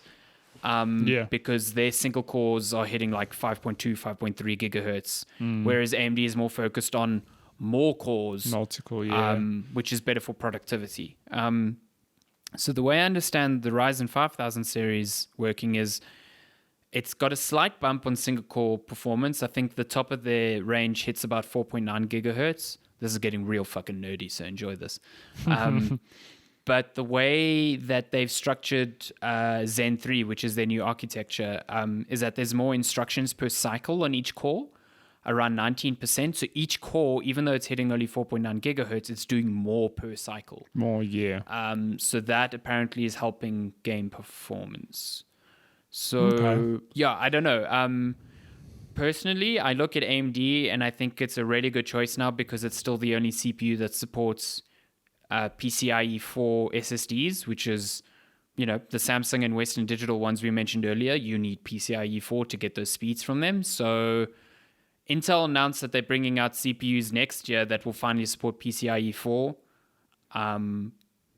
And I feel like we're on the precipice of a new revolution from both because DDR5 RAM just got announced, so that's coming into view very soon.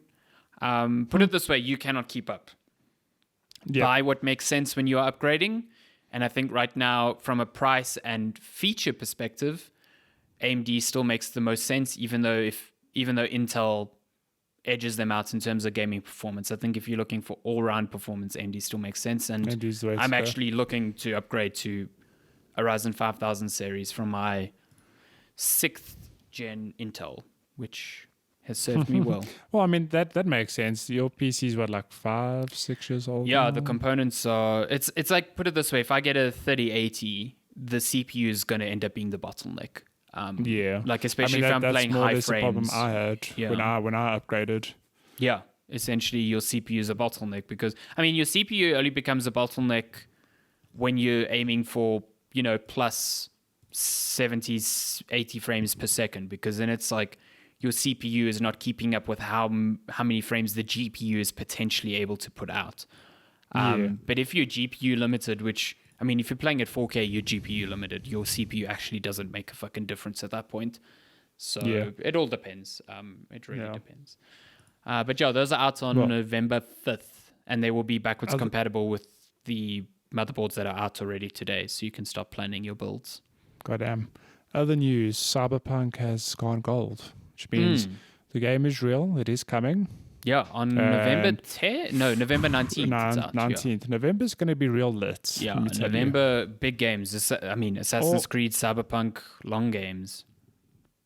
And, CD Projekt are a great studio. Witcher 3 really is like it's still an exceptional game, even 5 years later, really good. So their next game is, as you can imagine, highly anticipated, and I think from everything we've seen, it's going to be good. Yeah, I feel like they've shown off too much of the game leading up to release, to the point where I'm like almost fatigued of seeing it. Yeah, like they're hosting another Night City Wire this week, and I'm just like, I don't care. Like I just want to play the game at this point. Like the more I see of the game, the less I want to play it, which is like a bizarre thing, but I'm still really keen to play the game. Every Marcus's worst nightmare. Yeah. Marketing's like, damn, we're doing our job and we actually going backwards type of thing. So yeah, what's going on? But this year, think about this game in conversation with other games that came out this year. It's going to be quite a difficult choice, I feel. Yeah. What's going to be game of the year? What else you got? What else I've do got I have? one. Go for it. Rambo is coming to Mortal Kombat 11. Oh, right, yeah. They announced new characters for Mortal Kombat 11. Sylvester Stallone is voicing him. So it's not just Rambo. Rambo is joining the game along with Melina. Finally. And I think it's Rain. Yes, Rain, yeah. I think Melina is the one character, whenever I saw Ed Boon tweet, like all the replies to him were like, when's Melina coming? So... Oh my gosh, and it's actually, it's like I'm glad she's coming because cool, OG character coming to the game, but it's the comments now are like, where's Kenshi? Okay, well, no, it's a thing of like, you have some people saying, well, the toxic fans got their way, they just gave in, and it's like, I think imagine being Ed Boon and all you get day and night are people saying, where's this character? Her design looks super weird. There's something off about it. Yeah, there's something off because normally she's like, she wears the little. she's good. She's wearing a mask in these COVID times, But normally when she wore the mask and when she took it off, she like looked kind of like monstrous and garish. Here, it just something seems off, and I'm like not super into her design. Yeah. So yeah, I don't know. But I mean, the big takeaway from that's Rambo's joining the game and he's being voiced by Sylvester Stallone. So you can play Mortal Kombat 11 and have Rambo fighting Arnold Schwarzenegger as Terminator, or fighting RoboCop, or RoboCop. Yeah, what Jesus, what a game! What a weird thing. I love that they can just lean into any like action star, any tropey movie, and like it makes sense. It just makes sense somehow. It's just bizarre. Need for Speed Hot Pursuit Remastered is coming out in November. I'm actually stoked for this because this is the last Need for Speed I remember really enjoying. I was just gonna say the Need for Speed that literally no one asked for. It's coming out. I mean, like I wasn't like outwardly going, EA, you need to remaster this game, but now that it's coming, I'm like, yeah, okay, cool. You and EA's replies saying like, hey, when's the Skate remaster 4, coming? you know? Come on. Look. This one's cool. This one's made by Criterion. Well, was made by Criterion back in the day, and it was almost like a reboot of the Cops and Robbers thing. It was very arcadey, and I'm super into that. So yeah, I'll play this game again. I remember really enjoying this. So if they want my money, they need to remake Underground. That is like. That for me was Need for Speed had like a slump over the years. I think Need for Speed 3 was the big one that everyone played like as a kid or years ago. Then Underground, hell yeah. Nothing really happened. And Underground came out during like the Fast and the Furious, that whole era of like, it hit that zeitgeist at a perfect time. Yeah, like really did. Good Lord, I played that game a lot. I actually played a lot more of Underground 2. I really loved Underground 2. I think Underground 2 is actually the one because that's when it went proper like open world. You can just drive around. Everyone knows that that Snoop Dogg cover of the Doors song. So Get Low, or no, not Get Low, but there was that other one. I know which one you're talking about. But I forgot now. Remember. But yes, that one. It is weird though. Games all went with that moniker of Underground. We had Tony Hawk Underground as well at the same time. Like. Just weird that, I don't know, strange. It's a good time. I think that's it. That's it. I don't know. Yeah, I think that's it. Hyperscape's got season 2. Cool. Fuck, cool. I've totally forgotten about that game. Hey, like absolutely forgotten about that game. I don't know if it's got a play base, but cool. Oh, the game, The Medium. You know that like. Yeah. That's coming out in December. Got a release date, so that looks cool. Oh, okay, that's cool. Well, I associate the Medium with the Xbox Series X, and apparently it can get incredibly hot. That's one thing. That's the one thing that's come out, I think, from. It's because a whole lot of people got Xbox Series X's to play with and review, and a lot of people saying that thing runs super hot. So the way I was following this during the week, and it seems like, as anything on the internet, certain comments got like overblown. So I think it was last week I actually mentioned that I was listening to the Giant Beastcast, and Jeff Backler from CNET there has a Series X, and he mentioned that he unplugged it from being in standby, so it wasn't doing anything, and he said it felt toasty.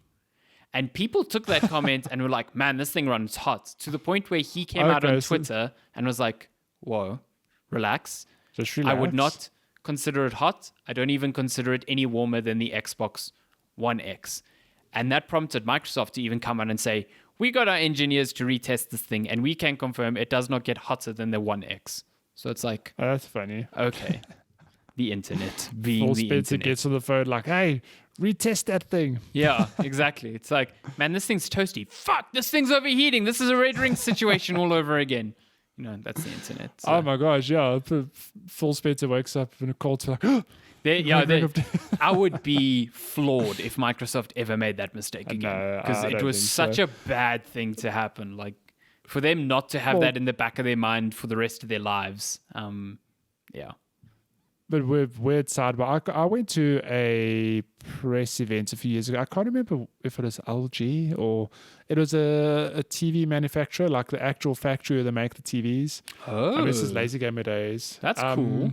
I remember one of the rooms that they showed us is they have a room full of heaters and have a whole lot of TVs standing there. And it's obviously to test, like, confirm that, like, they can perform under certain heat conditions. Okay. But I just thought it's so funny that there's this room literally packed with heaters, just TVs on, Just chilling. just to make sure they. So now I can just imagine the Series X in the same kind of room, and Phil Spencer like, "Are you overheating? Yeah, he's just sitting there watching it. He's got like one of those digital thermometers. It's like, Don't hey. you red ring on me." Hey, are you going to overheat? Hey. But I think that's gaming news really. Yeah. I don't know if there's anything else. Let's move from that to gaming questions. If you want to send us questions, you can email us, checkpointchatpodcast@gmail.com. You can also message us on all our social platforms. You can TikTok us. We're at Checkpoint Chat on every platform out there. Damn platform. So Twitter, Facebook, TikTok. That's it. Just come at us. It's everywhere. Okay. We have a lot of questions, so we're going to have to be, what's the time? Like an hour and a half? We're going to have to fly through these. We don't want to hit that 2-hour mark. It's too long. Let's do it. So we have some questions from Megs. So he says, some insights on last week's podcast. Oh, just recap. Last week, my microphone was acting up. This week, hopefully sounds a lot better. I got a new microphone. It looks loud. You got it delivered by this great new courier service called the Barbosa Express. It's fantastic. The Barbosa Express. 10 out of 10, 5 stars. I Rate my reported on service. my app as like Rate my worst. driving. So, with the new method of recording, Matthew, it came with a few interesting quirks. At times, the audio quality does dip to low nitrates, then normal, then high at random times. It's annoying, but it's better than Alessandro calling in the Destiny duo Turtle Harp Train Guy and turning it into Checkpoint Destiny Chat podcast. Damn. Wow. How dare you be rude to Glenn? Glenn's a good guy. Turtleneck gang I like just that got guy. insulted right there. Good Lord. One thing that kept you wondering throughout the episode was what is happening in the background for no one to mention or reference it. Plates, cups, utensils, and a table tray are heard at random times, making it sound like Alessandro is at an empty coffee shop. That wasn't me. That wasn't even me. That was you. At one point, Matthew's Vita Immemorial ringtone starts to play as well. Oh my God. Well, let me tell you, Mix, that was all on my side, and that was 100% Lenska. Okay. Yeah. So she was doing some work next to me last week, and her phone rang twice. I actually completely forgot about that. I'm like, why is your phone not on silence?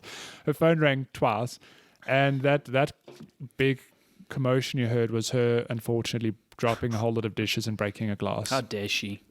But to a tip of the hat to Alessandro, who was, I listened to that on the podcast. He was just talking. It happens, you're like, and he just carries on talking. I legitimately don't even remember it happening. It was like so professional, like it's like, whoa, okay, good job. Oh God. Okay. Yeah. So that's not a question. That's just it a happens. comment. This is. You ever been on a Zoom call working from home? Shit's there. At least we And don't listen, have babies screaming in the background.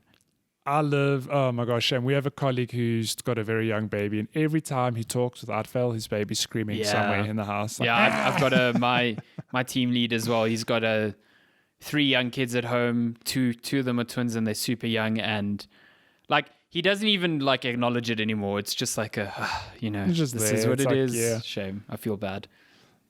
Okay, next question. In Assassin's Creed Black Flag, the right trigger, aka high profile button, according to a friend of mine, is a mini action in one button, meaning you'll run, jump, climb with this one button trigger. Yep. Are all Assassin's Creed games like this? Nope. Why do games have such buttons configured this way?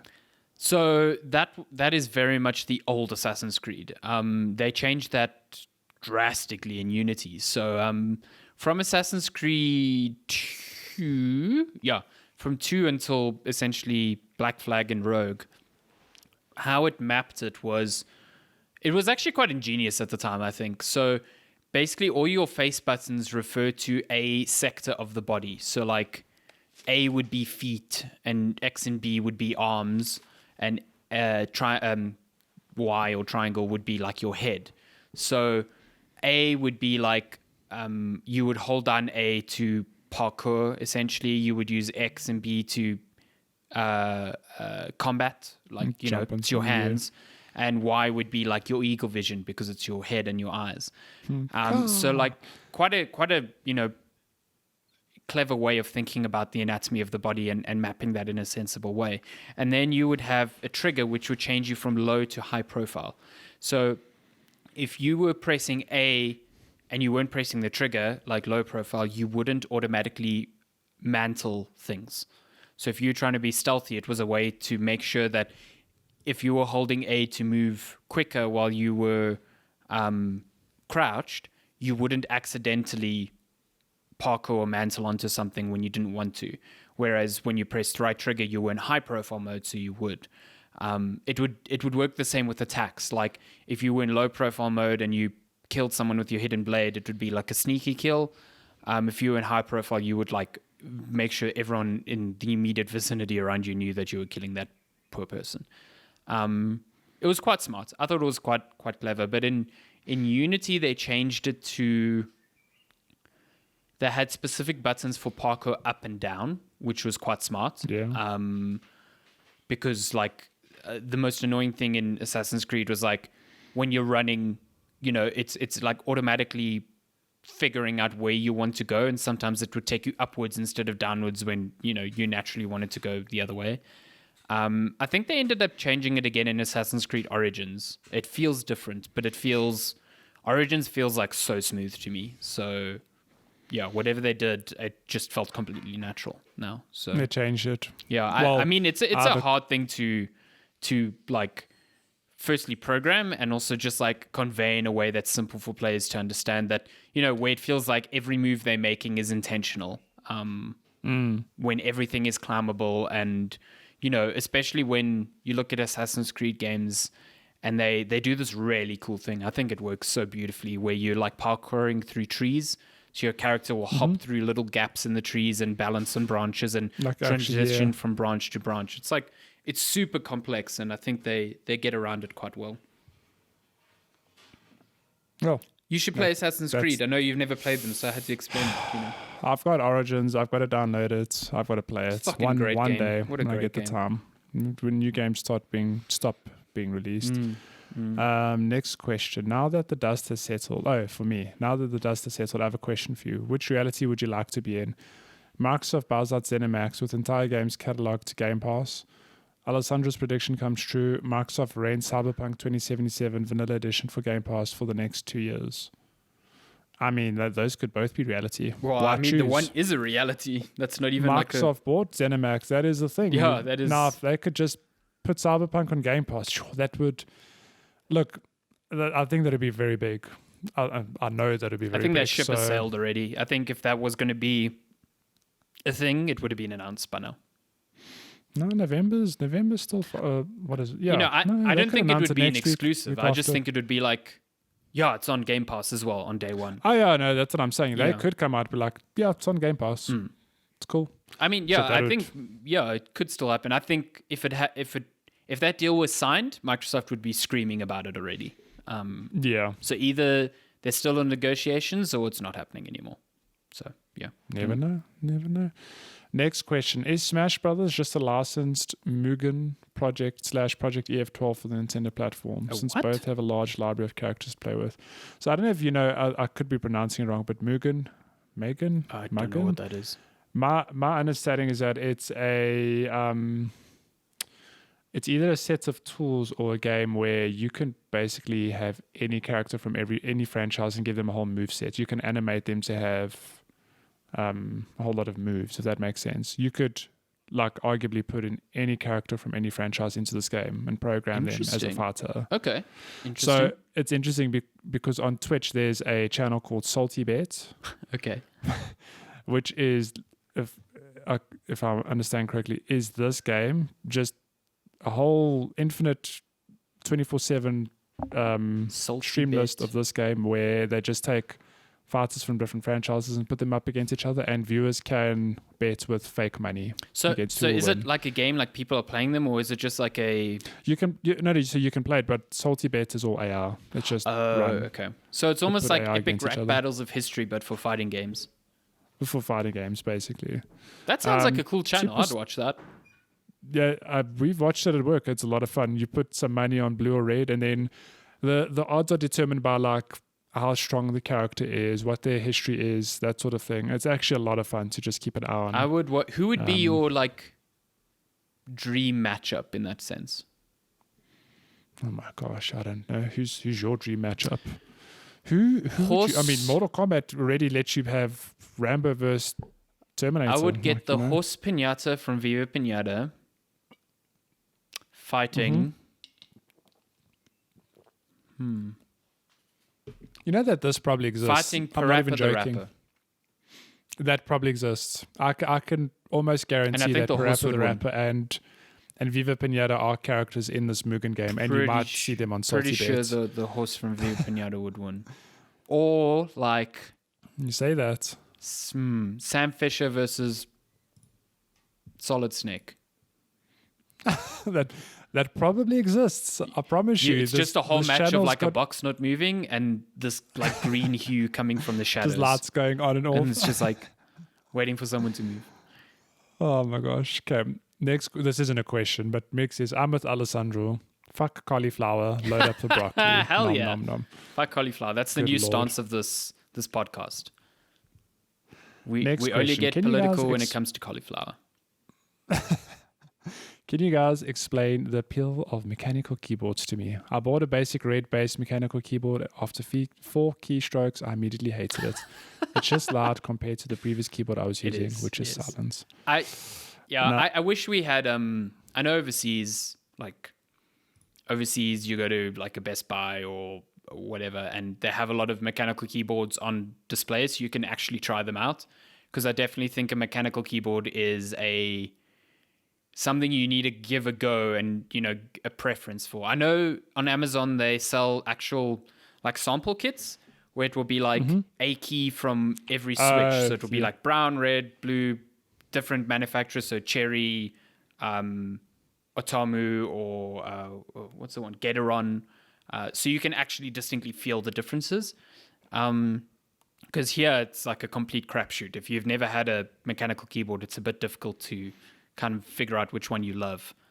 But it is a personal preference. I like them because I love the tactile feedback. That's why I get blues, because they click and there's a definite bump and they're very loud, and that feedback makes typing a lot more satisfying and more accurate for me. You've got a Logitech one with cherry reds. I think it's cherry red, yeah. Which I hate reds for typing because the keystroke reactivates halfway up, so I just make so many typos because I touch type, so user error. It's not good. But for gaming, it's phenomenal because they're super linear and fast. Also, so besides the mechanical keyboard feeling good to type on, I actually really like the noise. It's something. I don't know. It's like, is it a form of ASMR or something? I don't know. It's just something like, I love the sound of it. And I think, look, Mick, you don't like mechanical, that's fine. But people who don't use mechanical keyboards, it's almost a thing of the moment you try one, like you can't go back. Yeah, it's very hard. Like you try to go back to a normal membrane keyboard and it's very difficult. I use a membrane keyboard for work, and yeah, I was going to say, like, my laptop is obviously just a normal keyboard, but I wish I could just plug in my keyboard and use it. I mean, we're not allowed mechanical ones in the office, but even when I've been at home, I've used, because I've got so for work, I've got one of those Microsoft ones that are more like ergo, so it's like shaped funny, so that my hands like are like the fingers are facing each other rather than being straight, which is super great for like if I'm typing the whole day. But it's still membrane. It feels fine. But if I'm typing, I just love typing on mechanical keyboards. They're also far more reliable because membrane keyboards use electrical contacts and those things wear out eventually. And mechanical switches also have a lifespan, but they're far more reliable. Yeah. I think if you don't like mechanical, the one thing you can look at that actually I think elevates a keyboard much, much more is just better keycaps. Like PBT keycaps are so nice as opposed to ABS ones, because they don't pick up like grease from your fingers. They don't shine. They got like a very matte look, and they just they last a lot longer. So yeah. Well, there you have it. Next question: what movie would you recommend everyone watches? Something you really love. Star Wars. Scott Pilgrim vs. the World. Ooh, that is a solid choice. Solid choice. That is one of my favorite movies of all It's time. so good. And I mean, I've told the story before. I watched it, having never watched a trailer, anything, just knowing that it's based on a comic book. Same, yeah. And then in that cinema, I was like, oh, this is like a movie made for people who play video games. It's good. A fantastic movie. Edgar Wright is just. I mean, have you seen Baby Driver yet? Yeah. Same director. It's phenomenal. But Scott Pilgrim vs. the World is, you should play the game now that it's being re-released. It's actually quite cool. I played it on PS3. Yeah, it's a very fun game. I haven't watched Scott Pilgrim vs. the World in a while, but even me, I do remember watching that and also being like blown away by how amazing that movie was. So yeah, I think it's fun. Cool. I like Inception. I know people. Since its launch, people are like, yeah, it's just an action movie, whatever. I think that movie's fucking awesome. I enjoyed. I love that movie. I've watched it so many times. It's like one of the few movies I own on like a Blu-ray. Yeah. That and Star Wars, man. That's all it is. Star Wars. Should always watch Star Wars. Star Wars is great. Just always we've got so many Star Wars movies to choose from now. Next question. Do you guys wear any kind of headgear when you go out, such as caps, beanies, sombreros, bowler hats, gallon hats, etc.? I do not. I have an afro. I can't imagine you wearing a hat. And, well, interestingly enough, when I was a teenager and I had short hair, I used to wear a cap a lot. I used to hate brushing my hair. Look at me now. Fair, yeah. Big hair. I don't brush it unless I go out. I don't even think I've seen you. I mean, I see your brother always wearing a cap when we used to do running races, but you... Yeah. Never. No. I mean, you've got enough hair to protect your head, so you're good. I know. I went through a phase where I was wearing a lot of caps. Oh, shit, I hit my microphone. I was wearing a lot of flat caps just because also I just didn't want to do my hair, and I've still got a bunch of them, but I don't really. It's not a common thing for me, no. I suppose this leads to the next question. Alessandro, what are the chances of you having an afro like Matthew, even if it means wearing a wig to have an afro? That would be the only way, because my hair just doesn't curl like that at all. I've grown my hair very long before, and it ends up curling at the ends, but not to the extent that you have yours. That is a genetic gene I do not have. Yeah. I don't think it would suit me. Like, then again, hair suits people because you've seen them with it for so long. With it, yeah. Yeah, so I don't know. Every time I see a photo of you, Matthew, from high school, I'm just like, damn, that looks so different. Yeah. I won't ever go back to having short hair. Never. No thanks. Okay, and last question from X. Can you guys explain the appeal of Halloween? Besides digital game sales by the end of the month, nothing else about it catches my interest. I mean, it's not a thing here. That's just it, I suppose in South Africa it's really not a thing. But what I will say is that I think what makes it a big deal overseas and for a lot of people. So I think there's two schools of thought here, locally and abroad. So locally, I think a lot of people enjoy Halloween purely because it's like a month to celebrate spookiness. Yeah. So if you're a fan of horror movies or horror games, like it's a good excuse. If you're a lot of streamers play horror games because it's Spooktober. See, a lot of people do like watching one horror movie a day type of thing, which is cool as well. So like if you enjoy that, it's just a good excuse to do that.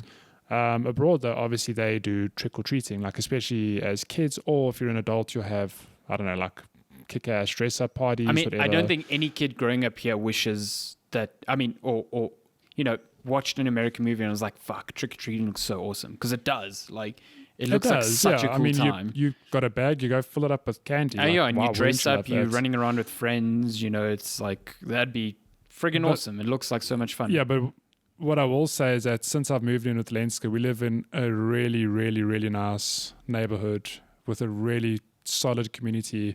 So like basically in the middle of the area, there's a nice park. Okay.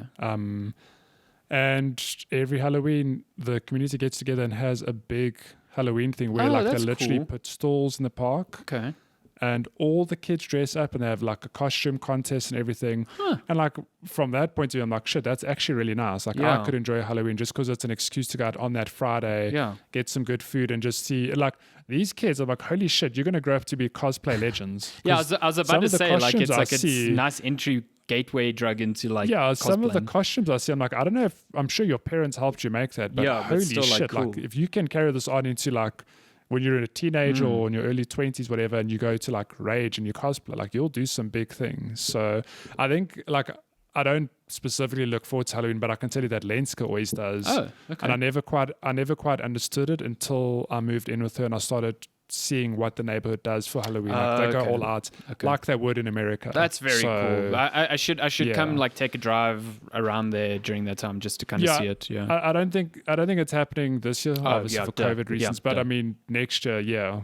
Like I'm floored by how the community goes all out. Like everyone is packed into that park to celebrate, and it's not just that. I mean, other like highlights events, like for example, there's a day once a year where they do like a whole poiki competition. Oh, where again, people from the community that have teams enter, and it's just stalls with poikis. Oh my goodness, that sounds glorious. They bring in judges, and you go there one day, and you just pick a poiki and enjoy it. It's awesome. really, really nice. I would be very into that. Okay.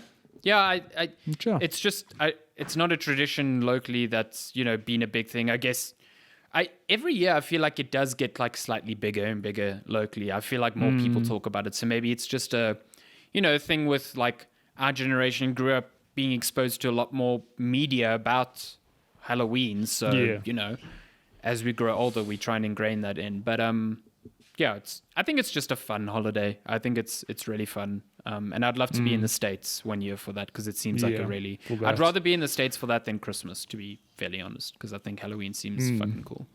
So, yeah. Okay, that's all we have from Migs, but let's fly through everyone else's questions. Okay, we have one from Malesh who says, "Hey guys, my local cinema has a deal going where you can spend 250 Australian dollars to rent a theater up to 10 people for 2 hours and hook up your console to their projector system." Fuck, so that sounds so cool. COVID concerns aside, what console game would you take to something like that? How much? $250? So it's like $25 a person. Let me see how much that is in rands. That sounds like 4,000 rand or something like that. Rand. Oh, no, it's not that. Oh, actually, no. In total, it's like 4,000 rand. But if you divide that by 10, it's like 300, 400 rand. Oh, it's only 3,000 rand. Shit, I'd pay that alone. Yeah. I wouldn't even care. Like, that sounds okay, awesome. What are you playing? What are you playing in your cinema? I would play... If I had a nice setup, I would play like a racing game. Like a Forza Horizon or a Gran Turismo on a screen that big must be unbelievable. I think because also those games are like technical showcases, like they would live up to being blown up that large. Fuck, that's such a that's such a clever thing by the cinemas to also just make money. Idea. Like so smart.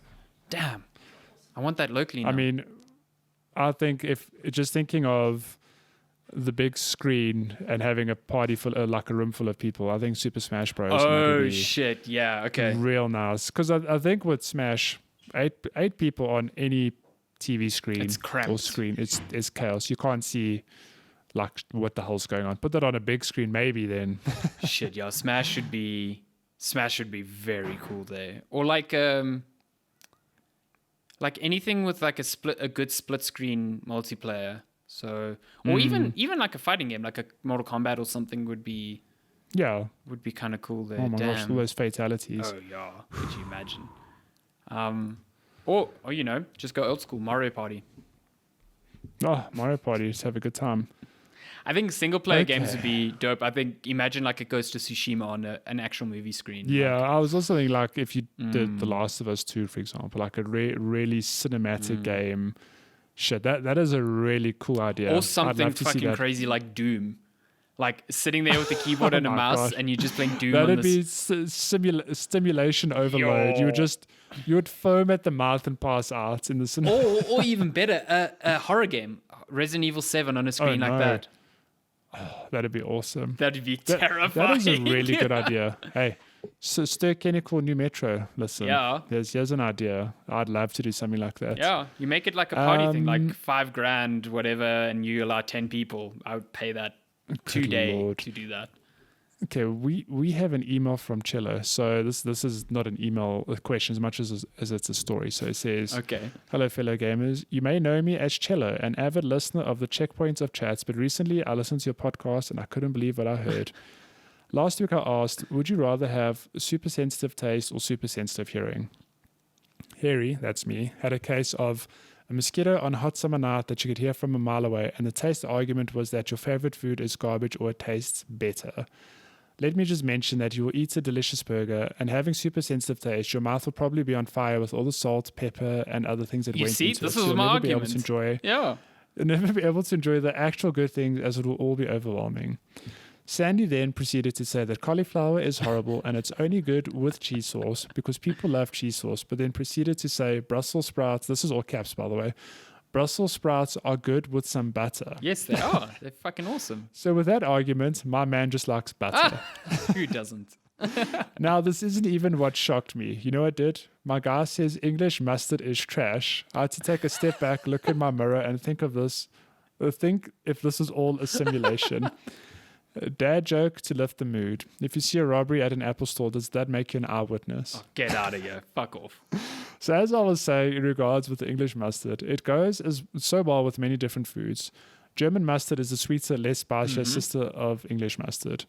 I type an essay on why English mustard is more superior than all other mustards, besides basic mustard. But I feel that when you have your first video podcast, we should have a segment where Matthew Victory buys English mustard, German mustard, and other flavor mustards, and then we see Sandy eat it all as a treat for the viewers. The conclusion to this essay is that Sandy loves butter the same way people love cheese sauce, and that cauliflower is more superior than Brussels sprouts. How dare you? Also, the new Trackmania tracks are out, so Sandy, you better update the game. Shit, are they? Why was that not? Why is that not in news? Oh my god! I don't How did we know. miss that? This isn't really a question. Sandy said we should message you angrily and trash mustard opinion. Love you, bluff bluff. English mustard is still. That was Listen, great. okay. There's a difference between this cauliflower and Brussels sprout thing. Okay, cauliflower or broccoli, for that instance, when you drench it in cheese sauce, people don't come at me and be like, people put a healthy amount of cheese sauce on there. You don't see that fucking vegetable underneath there. There's just cheese sauce. When I'm talking about Brussels sprouts, I'm talking about frying them with a bit of butter, like you do most food. Like you put, in anything, you're frying it with a little bit of butter. It's not drenched in butter. Of course I love butter, but of course, it's completely different. Anyway, Brussels sprouts are great. English mustard is absolute trash. It is so shit. Oh my gosh. It's so bitter and strong, and I don't mind the spiciness. I like spicy mustard, but Jesus, that English mustard is so shit. French mustard's fine. Good German Lord. mustard, aces. We just need to have a big mustard showdown. We need to One day do when you that meet thing. Chilla. You've watched Breaking Bad, right? You know Yes. that episode that opens where it's just that dude trying the different sauces with the chicken nuggets? Yeah, we do that, but with mustard. We need to do that. Then we get French at the end. Oh my gosh. Okay, let's move over to Instagram. We are over time, yeah, but it's fine. You're over Best time. of Bash says, how good was free practice 1? There was no driving. FP1. I presume that's free practice Yeah, 1. there was no driving. Free practice 1 or 2. Nice, man. It's great. Right, You but he got said to there see. were- Listen, free practice showed me why Hamilton always beats Valtteri Bottas. Because they are in downtime. They can't race. So Bottas goes and plays PlayStation. Hamilton watches previous races in the rain at the Nürburgring. That's why he's winning races. He's not fucking slacking That's off so playing funny. PlayStation. What if the dude's playing Formula 1 on his PlayStation Listen. with rain I respect conditions? Bottas because I would do the same thing. But this is why he loses. Oh my gosh. Okay, we have a question from some bozo named Caption Barbosa who Wow, says, what a great guy. What are Cello's Formula 1 predictions? Yeah, Cello. Okay, What are so your trash Formula 1 predictions? So this is interesting. Okay, we'll come back to that. Yeah. Okay, so Cello also asks, what are your Formula 1 predictions? I don't know. It's much easier now for me to predict because we're recording on Sunday this week and qualifying's already happened. So normally it's like a crapshoot boy. because I don't even know what the qualifying grid is. But I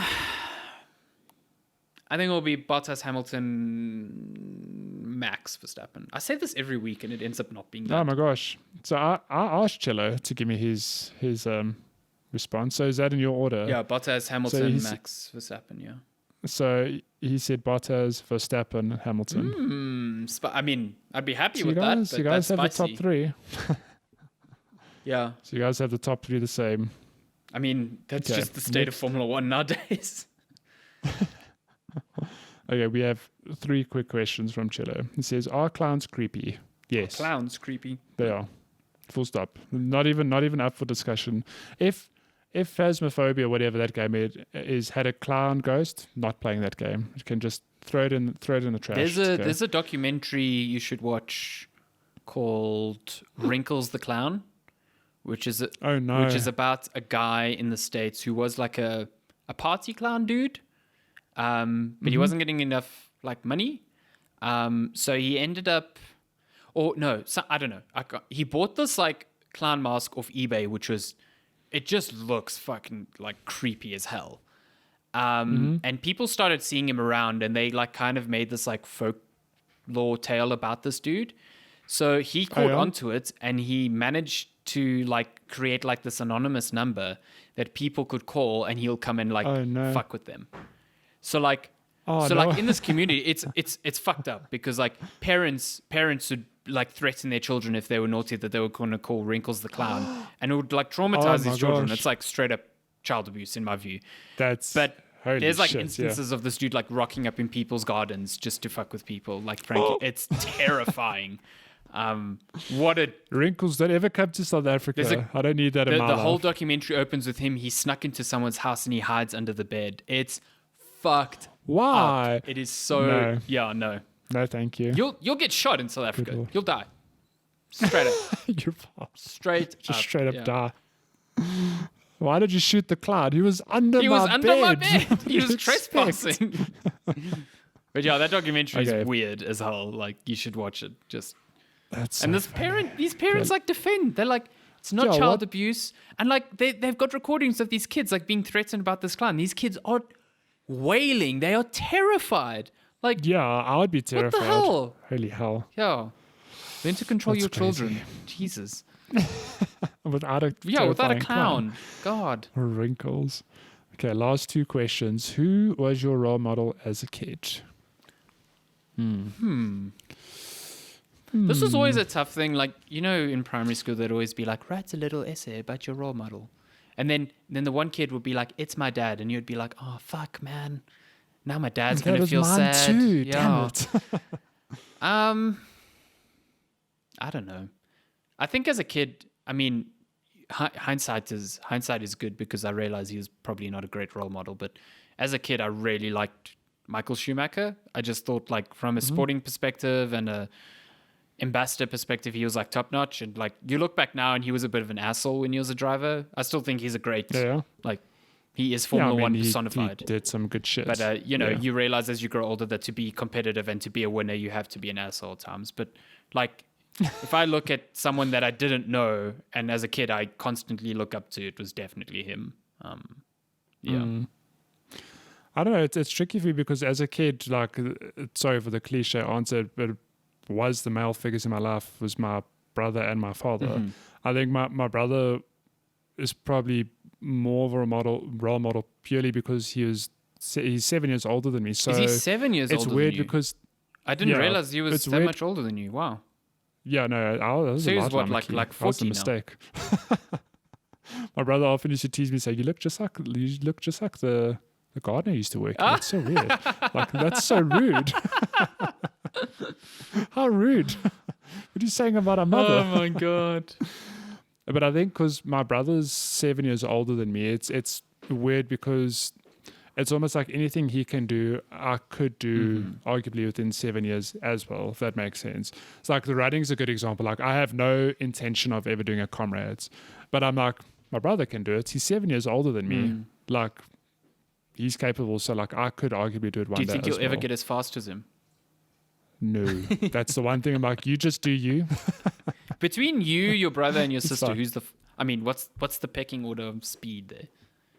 I actually want to come in with a curveball. I think it's my sister. Oh, really? I actually thought you were faster than your sister.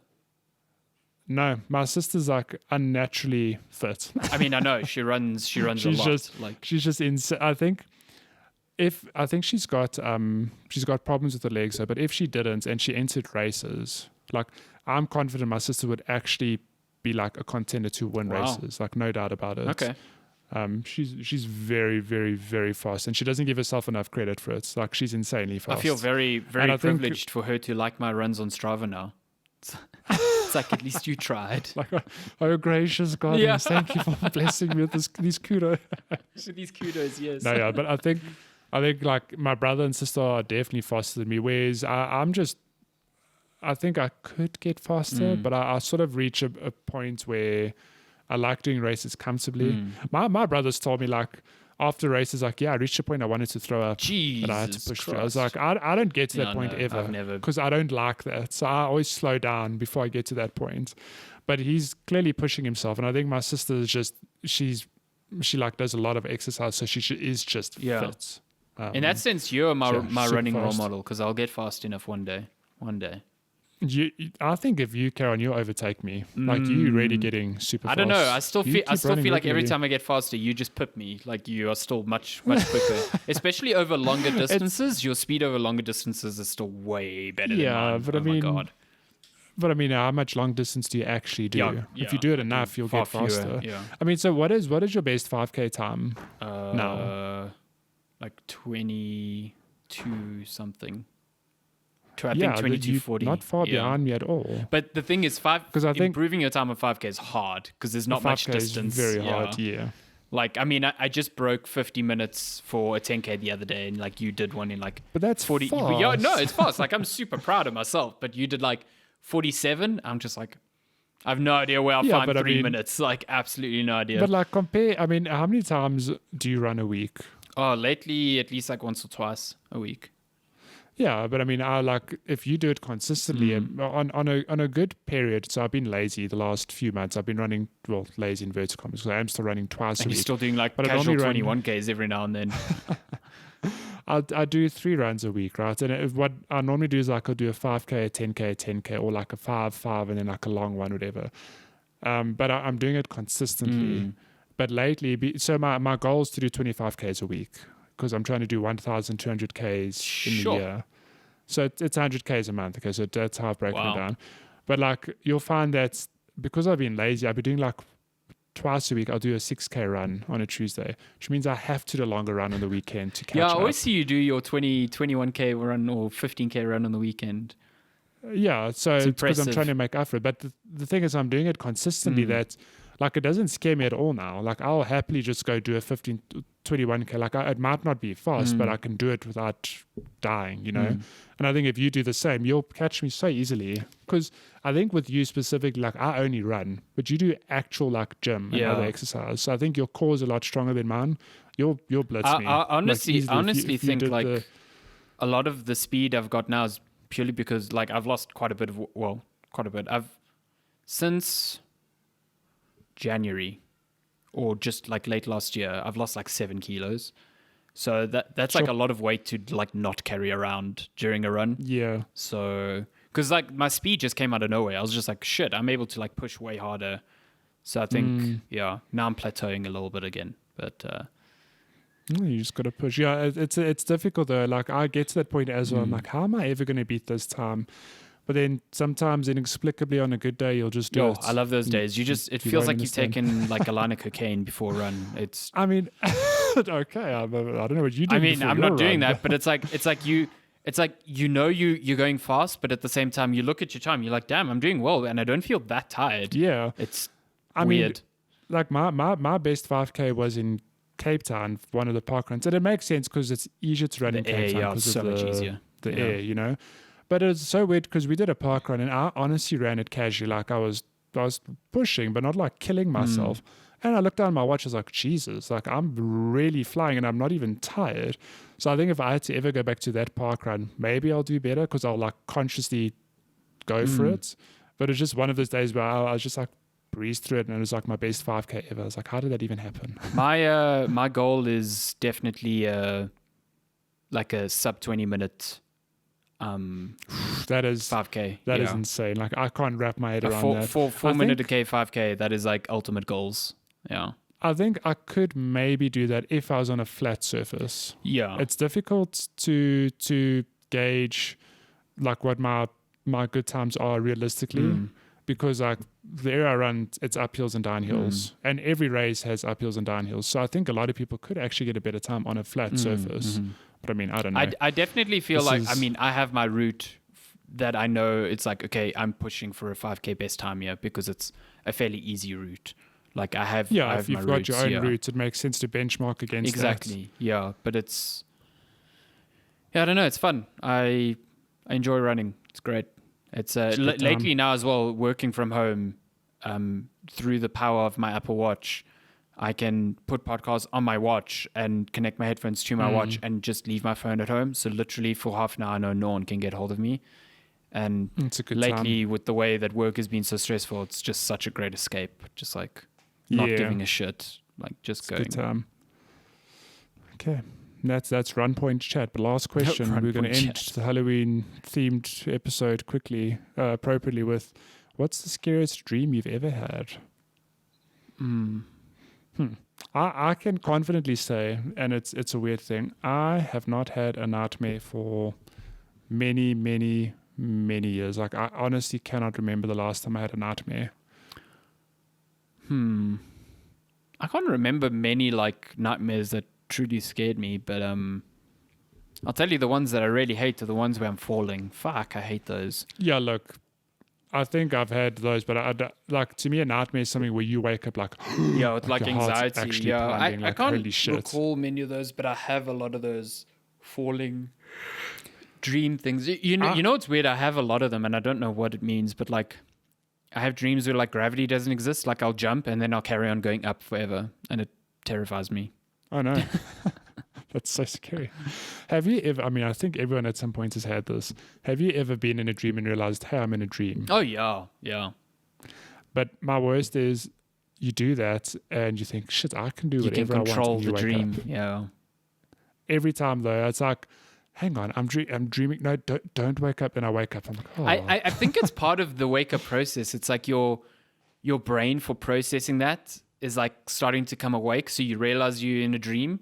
And just before, then you wake up, because it's like naturally that's how your brain works. Like, yeah, but it is depressing because you've just figured out that you can influence the dream, and then you wake up. Yeah, yeah. And my first thing's like, well, I can go fly. Yeah, and do exactly. something, whatever. And it's like then you're awake. Like then I wake up and I just hang on. I just want to jump. Or you're having a great dream. You wake up and you try to fall asleep quickly so you can get back into the dream, and it's like that never works. Damn it! I woke up. I'm just gonna fall asleep again, and you do fall asleep again, but you dream about something else. Completely. Yeah, just nonsense. Yeah. Wow. We are well way over time. It's a yeah. good time. If you want to send us questions, just like everyone else did so graciously, checkpointchatpodcast@gmail.com. You can also find us on social media at Checkpoint Chat Podcast, or at just Checkpoint Chat on Facebook, Instagram, Twitter, TikTok. So yeah, that's been episode And that's it. 120. If you've listened this far, thank you very much. As always, appreciate your love and support. We hope you have a good week, and we will chat to you next week. Soon. This time, as games just get more ridiculous. So yeah. Like and subscribe. Like and subscribe. Yeah, that's it. Thank you so much for listening. So long. Farewell, my sweet, sweet children. Farewell, sweet child. Bye.